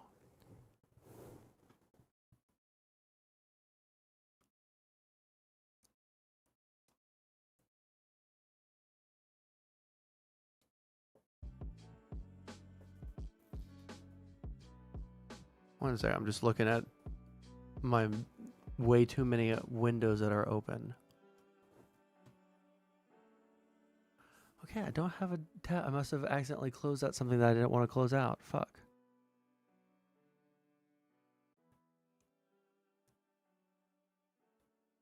America will be fine. It's going to be a rough few years, but it's not easy for our system to break, even when someone is deliberately trying to break it.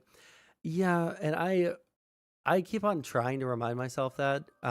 It's kind of hard to, but that's true. But my worry is, like, how much damage can be done in these 4 years.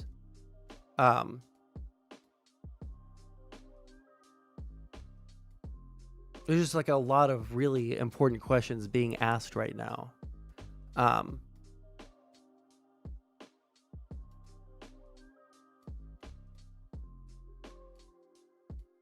When it comes to like the geopolitical situation, like everybody's place in the world, and for Trump to be in charge of that and be doing all of this, and then also the fact that like all of that plus his whatever raped, fucking destroyed piece of shit economy he leaves behind for us, plus the fact that he's ruining all of our relationships with other nations. It's like, man, is the part of my life where I finally become like a full-on adult going to be marked by the biggest like struggle session Americans have ever created for themselves for no fucking reason, while like truly evil regimes run rampant on the world stage because Trump thinks that they're really cool with how repressive they are to their people? Like, you know,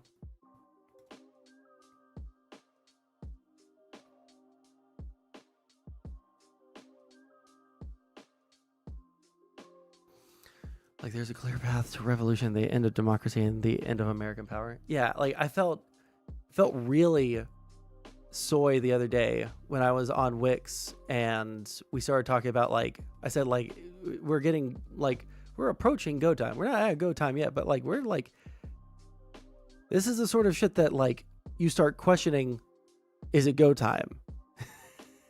Are we in revolution mode? Okay? Like, I haven't said that shit. I have been too embarrassed to utter words like that for years since I stopped being a socialist. I was actually embarrassed to be associated with people that were Viva la Revolution people. But like every time we had these discussions with lefties, we always said, yeah, there are lines, right? And they weren't crossing the lines. The government wasn't crossing the lines before. Trump wasn't crossing the lines before. But now they're crossing those lines where now we start looking at each other like,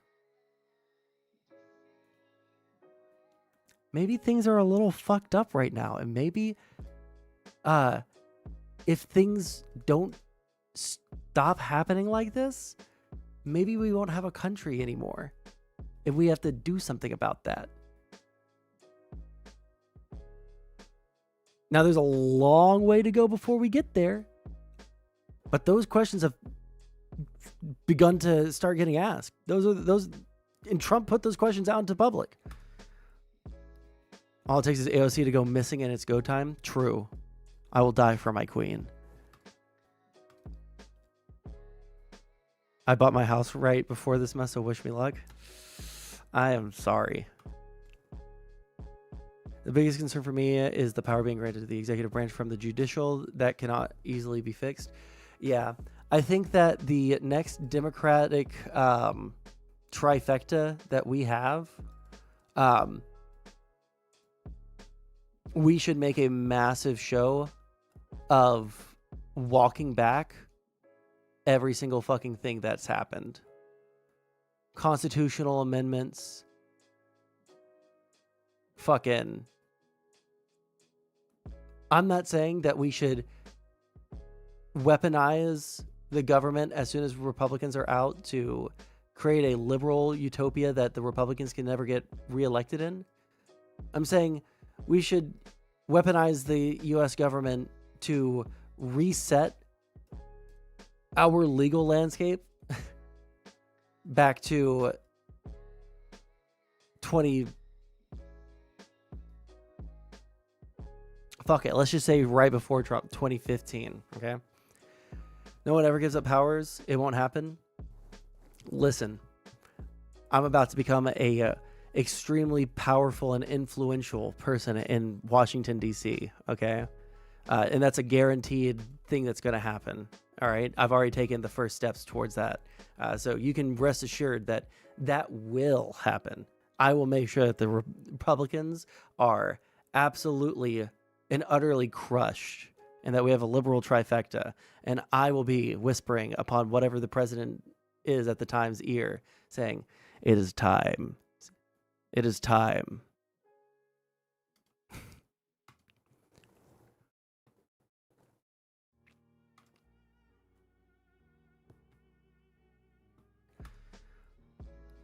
All it takes is AOC to go missing and it's go time. True. I will die for my queen. Based. Oh, wait. You know what? This is a good opportunity to see how loud that is in the background for you guys. All it takes is AOC to go missing and it's go time. True. Okay, that's fine.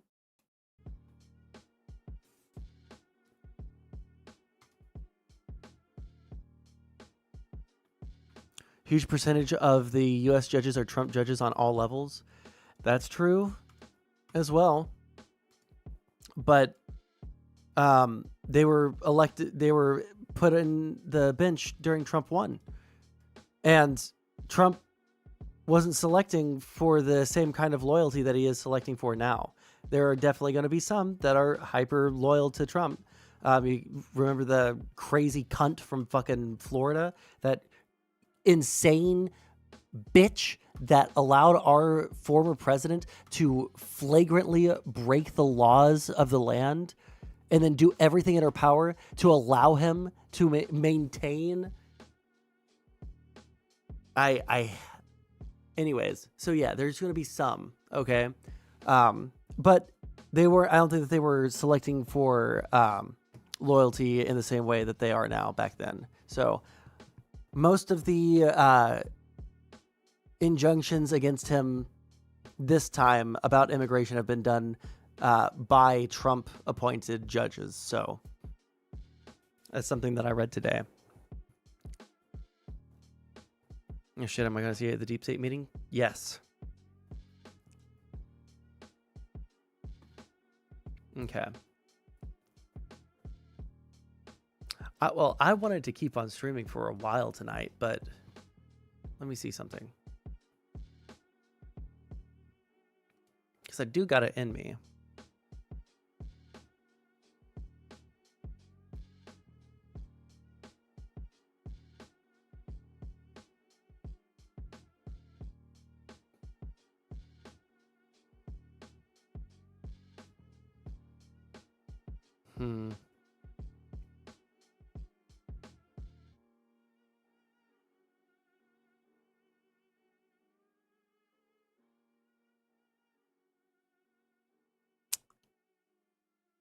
Yeah, I'm not.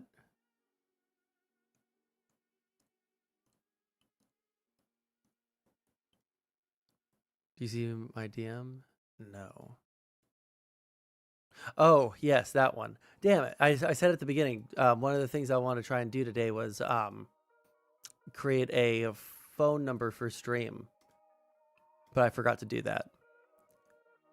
Let's see. Is there anything else that, man, you know, I'm still Vivanced out. Is there anything else that we can go over? Is there anything else that's interesting? I see Sourcing sent me something.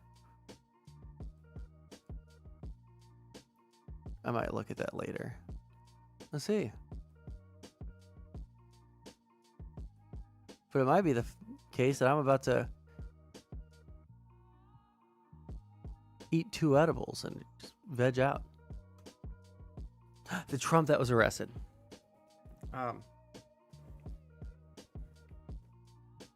Let me see something real quick.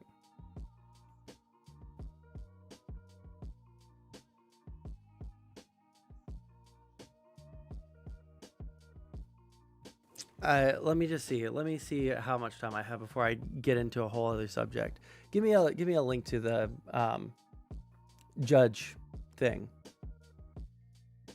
Or how about this? I can just do this.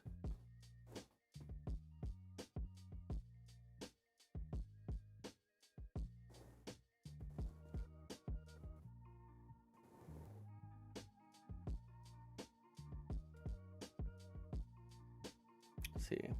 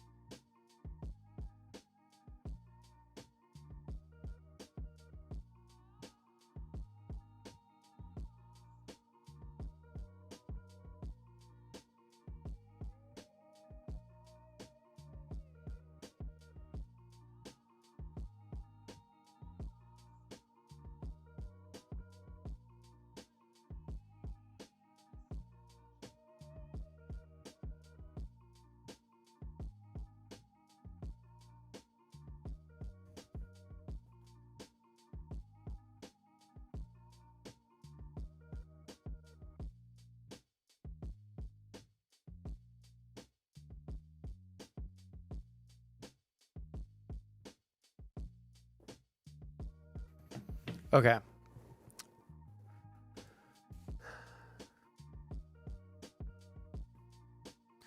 Someone, I think, there have been court docs leaked, or maybe not leaked, just released, and they're on Twitter. Can someone get me a Twitter link to that while I find a video for us to watch about it?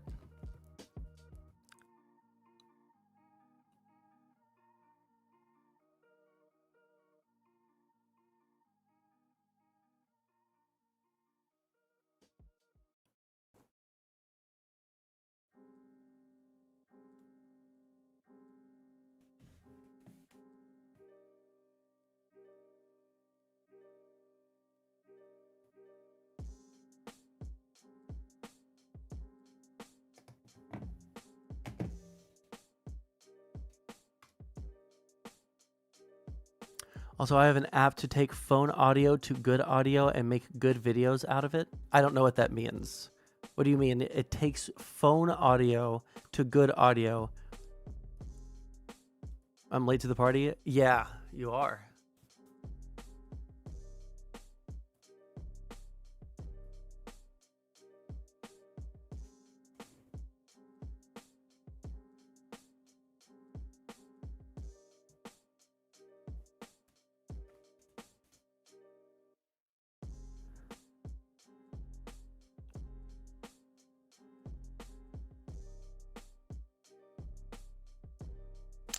Fella's looking for me. Take a picture and send it to me. Fella is my parents' dog, for people who are not in the know. Phones sound bad in general. Oh, you're talking about from the phone line. Can you send me something like something that's like not sketchy? I feel like Google used to have like a phone number thing, but I'm a little bit sketched out about like for some reason a phone number feels official and it feels like something that's illegal. To have like a phone number, it's definitely not true. There's definitely things that you can get like a phone number off of the internet, but it feels like I could get in trouble in some way, or someone could hack the fuck out of me, or something bad could happen. So get me like the most well-known company that you possibly can that will allow me to make that phone, and I will do it next stream.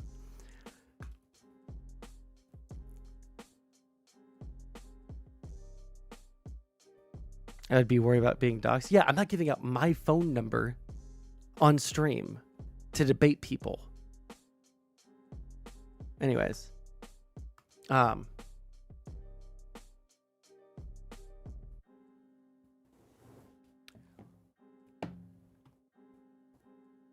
Why is there not... Do it for democracy? Yeah, this isn't gonna... He's tired now. I'm tired now. I can't believe there's not a single news video. Do they just not fucking... No, they upload on fucking weekends. Oh, they've arrested 2 judges. Cool. A judge in Wisconsin has been arrested and charged for allegedly obstructing ICE agents. Judge Hannah Dugan is accused of helping. Yeah, and if there's someone in chat that can get me the court docs that have been floating around on Twitter. An undocumented immigrant avoid arrest. Now, according to court documents, federal agents arrived to a courtroom to detain a Mexican immigrant just over a week ago. Use Grok Testy. They took off all the protections. Witnesses say they saw Dugan direct the man to leave her courtroom through a private door. He was later taken into custody. Joining us now is CNN senior law enforcement analyst Andrew McCabe. My understanding is they went through a door and then walked right by the ICE agents and then were standing at the elevator. And then the ICE agents noticed him and they went and arrested him. And then the next day they went and arrested the judge. Like, he just didn't walk out the door that they were standing in front of. He walked out of a separate door that went to the exact same room that they told the judge to release him into. Andrew, I've heard you say that this incident should never have happened. Explain why. Well, I think there's a whole bunch of different ways that this thing went wrong. And I should say, first of all, I don't believe that the law enforcement officers here did anything inappropriate. It is maybe shocking for some people to realize, but people do get arrested at the courthouse periodically. It doesn't happen every day, but it is. A judge being arrested by the federal government for obstruction of justice is not something that happens every day. Is this guy supposed to be, is his job here to run defense? Who is this freaky looking fellow? Witnesses say they saw Dugan direct the man to leave her courtroom through a private door. He was later taken into custody. Joining us now is CNN senior law enforcement analyst Andrew McCabe. Andrew, I've heard you say that this incident should never have happened. Explain why.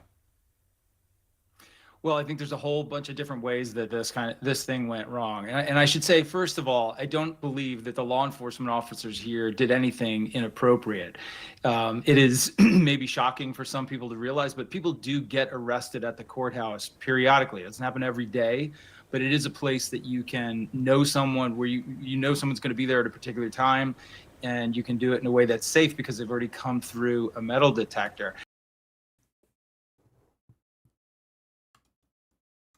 They have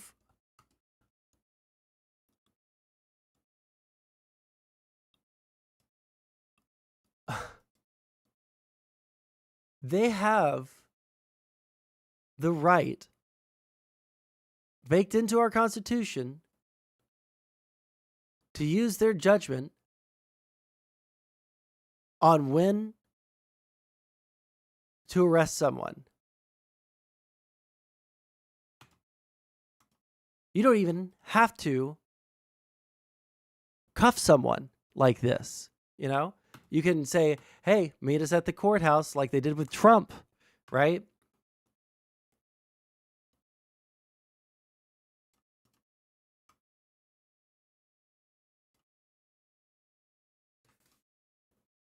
They put her in cuffs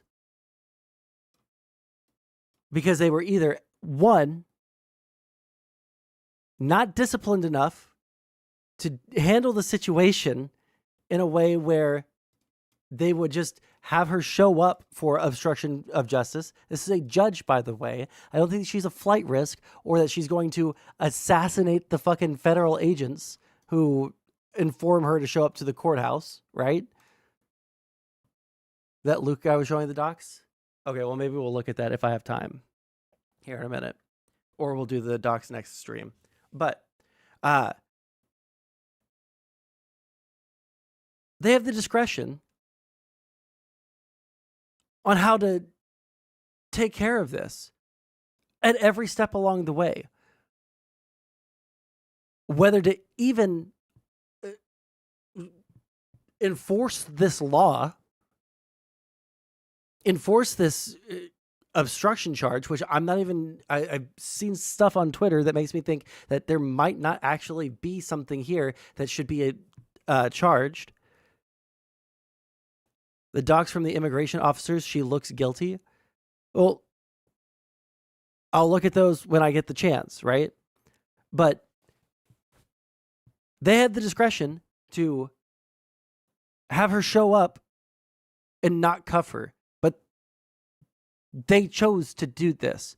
He says that I don't think that the officers did anything wrong here. I disagree. I think they did do something wrong. They cuffed a judge in front of the cameras on purpose because they want to send a statement that if you do not 100% comply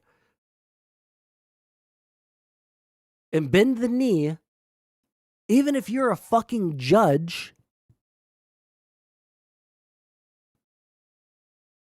we'll arrest you.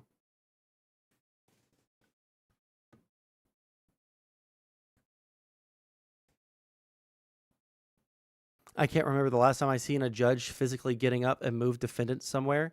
It's always the officers in the room with them.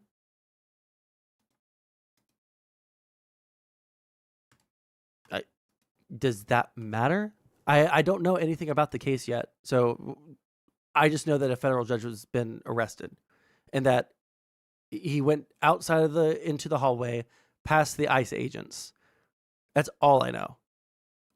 I don't know how common it is for a judge to get up out of their seat. I don't know how often it is that they tell someone to go out a different door. I know that judges are given extreme wide deference to conduct business in their courtroom the way that they see fit. So, unless there's some law against her having him go through that door and walking right by the ICE agents, I don't see how this is obstruction of justice. Unless there's more facts. There could be more facts to this, I don't know. But my understanding is they said he needs to be released into this room, and she released him into that room, and he walked right by them to the elevator. Now, those arrests are usually required to take place in the public spaces, the hallways outside the courtrooms, and not to interrupt the courtroom proceeding. But it sounds from the complaint like that's exactly what the law enforcement officers plan to do here. I heard that whether or not the judge intentionally obstructed the proceeding and intentionally concealed this man from arrest, those are the offenses she's been charged with, will come down to determining her intent. But there are a bunch of witnesses in this complaint who will certainly testify on behalf of the government as to what they saw her do. So it won't be a question so much of did she or did she not walk these people back into a private hallway. It'll be more what did she intend by doing that. Okay, so let's stay in this space here and let's extract the politics. Let's take the Trump of it and the... I cannot wait to pull the Uno reverse card on Republicans who are saying that we should throw this bitch in jail and say, hey, how are you going to figure out intent? How do you know what was going on in her mind? The agents told her to release him into this room, and she released him into that chamber. How do you know? Mass deportation and all of that out of it. I know you say you have to get to intent, but how strong, based on the complaint, do you think the case is? I think it's fairly strong, Victor. As I said, there's a number of witnesses here who perceive these events in real time. They've reported what they saw to the agent who's put that into the complaint. There's a bunch of law enforcement officers who were there, who listened to the things she said, who will testify about how she reacted. Yeah, someone post it in the Discord, because I'm gonna have to end stream after this video. But someone get me the court documents, please. I'm gonna read them after stream. Negatively to the discovery that there was law enforcement outside of her courtroom. So there's a lot of circumstantial evidence there. But it'll come down to a jury to determine whether or not they think the judge intentionally tried to conceal this person or get him away from law enforcement. So it's not a slam dunk, but it's also not a, it's not an unreasonable complaint. There's plenty of evidence in the complaint to get you beyond the probable cause phase, which is where we are right now. And then after the arrest, soon after, the FBI Director Kash Patel posted an announcement of sorts on social media. The Attorney General Pam Bondi went on Fox News and called the judge deranged. I mean, the pedestrian question is, why would they do that? What would be the value of that? But I wonder, does that damage the case in some way? No. Because even if these people aren't found guilty, the effect has already been seen and felt. The goal was to intimidate other judges that would rule not in their favor in some way, shape, or form. That was why they arrested these people. Whether these people actually go to jail is a completely different matter. Oops.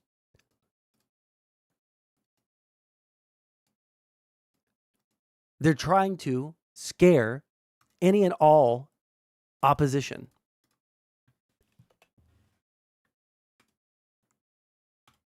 It should. I mean, I think when you start looking at how the judge was treated after the events that led to the charge, so where and when and how she was arrested, and the fact that she was arrested at the courthouse rather than her own residence, the fact that she was placed in a jail cell for hours before her arraignment was called in the court. Yeah, and they do all of this stuff instead of just tell her to show up for her court appointment. Like they did with Trump, by the way. Later in the afternoon. These things are unprecedented. Typically, upstanding members of the community who have no criminal history and aren't accused of a violent act are allowed to self-surrender at the time of their arraignment. The fact that they did not offer that courtesy to her and instead went out of their way to treat her harshly, I believe is an act of performative cruelty on behalf of the Department of Justice, which is not the way any Department of Justice should be acting. Then they're conducting... See, like, that right there, right? Her and instead went out of their way to treat her harshly, I believe is an act of performative cruelty on behalf of the Department of Justice, which is not performative cruelty on the side of the Department of Justice. There is a scene in a show that I'm probably going to end stream here and go watch with my girlfriend.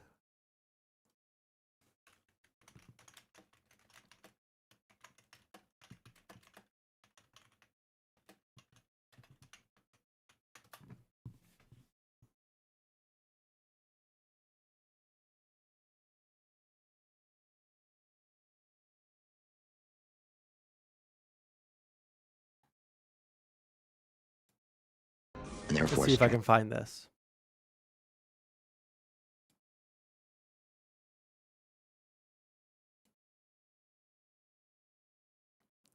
You know what? Transcript.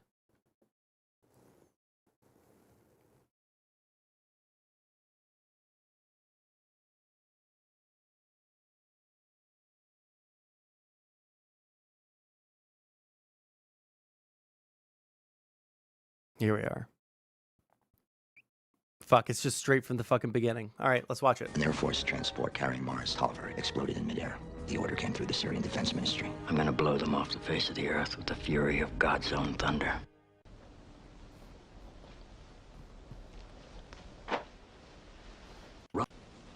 He could walk across the earth unharmed, cloaked only in the protection of the word civis Romanus. I am a Roman citizen. So great was the retribution of Rome, universally understood as certain, should any harm befall even one of its citizens. Where was Morris's protection, or anybody else on that airplane? Where is the retribution for the families? And where is the warning to the rest of the world that Americans shall walk this earth unharmed, lest the clenched fist of the most mighty military force in the history of mankind comes crashing down on your house? In other words, Leo, what the hell are we doing here? We are behaving the way a superpower ought to behave. Well, our behavior has produced some crappy results. In fact, I'm not 100% sure it hasn't induced it. What are you talking about? I'm talking about 286 American Marines in Beirut. I'm talking about Somalia. I'm talking about Nairobi. And you think ratcheting up the body count's gonna act as a deterrent? You're damn Oh, right then I you do. are just as stupid as these guys who think capital punishment's gonna be a deterrent for drug kingpins. As if drug kingpins didn't live their day-to-day lives under the possibility of execution. And their executions are a lot less dainty than ours and tend to take place without the bother and expense of due process. So, my friend, if you want to start using American military strength as the arm of the Lord, you can do that. We're the only superpower left. You can conquer the world, like Charlemagne. But you better be prepared to kill everyone. He had a 10-day-old baby. That is where we're at. And Trump has chosen kill everyone. We're not acting like a superpower. Superpowers are massive Death Stars, demonic forces of nature. Sometimes soldiers from the superpower are going to get killed, and sometimes bad things are going to happen to the superpower. And the superpower doesn't react because it doesn't need to, because it doesn't help it to retaliate. It's such a small action that even though it would feel good to retaliate, we don't really feel the effects of it. You know, one plane full of Marines gets shot down. That's an act of war. Should we go to war over it?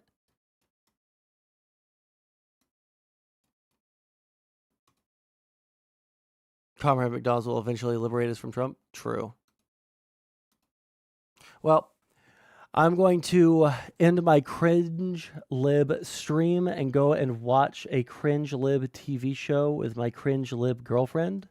I'm going to eat my cringe lib soy slop pre-made meal. I'm going to pop into my soy lib microwave, and I'm going to have a good evening, and I hope that you guys do too. Scrubs? No, West Wing, actually.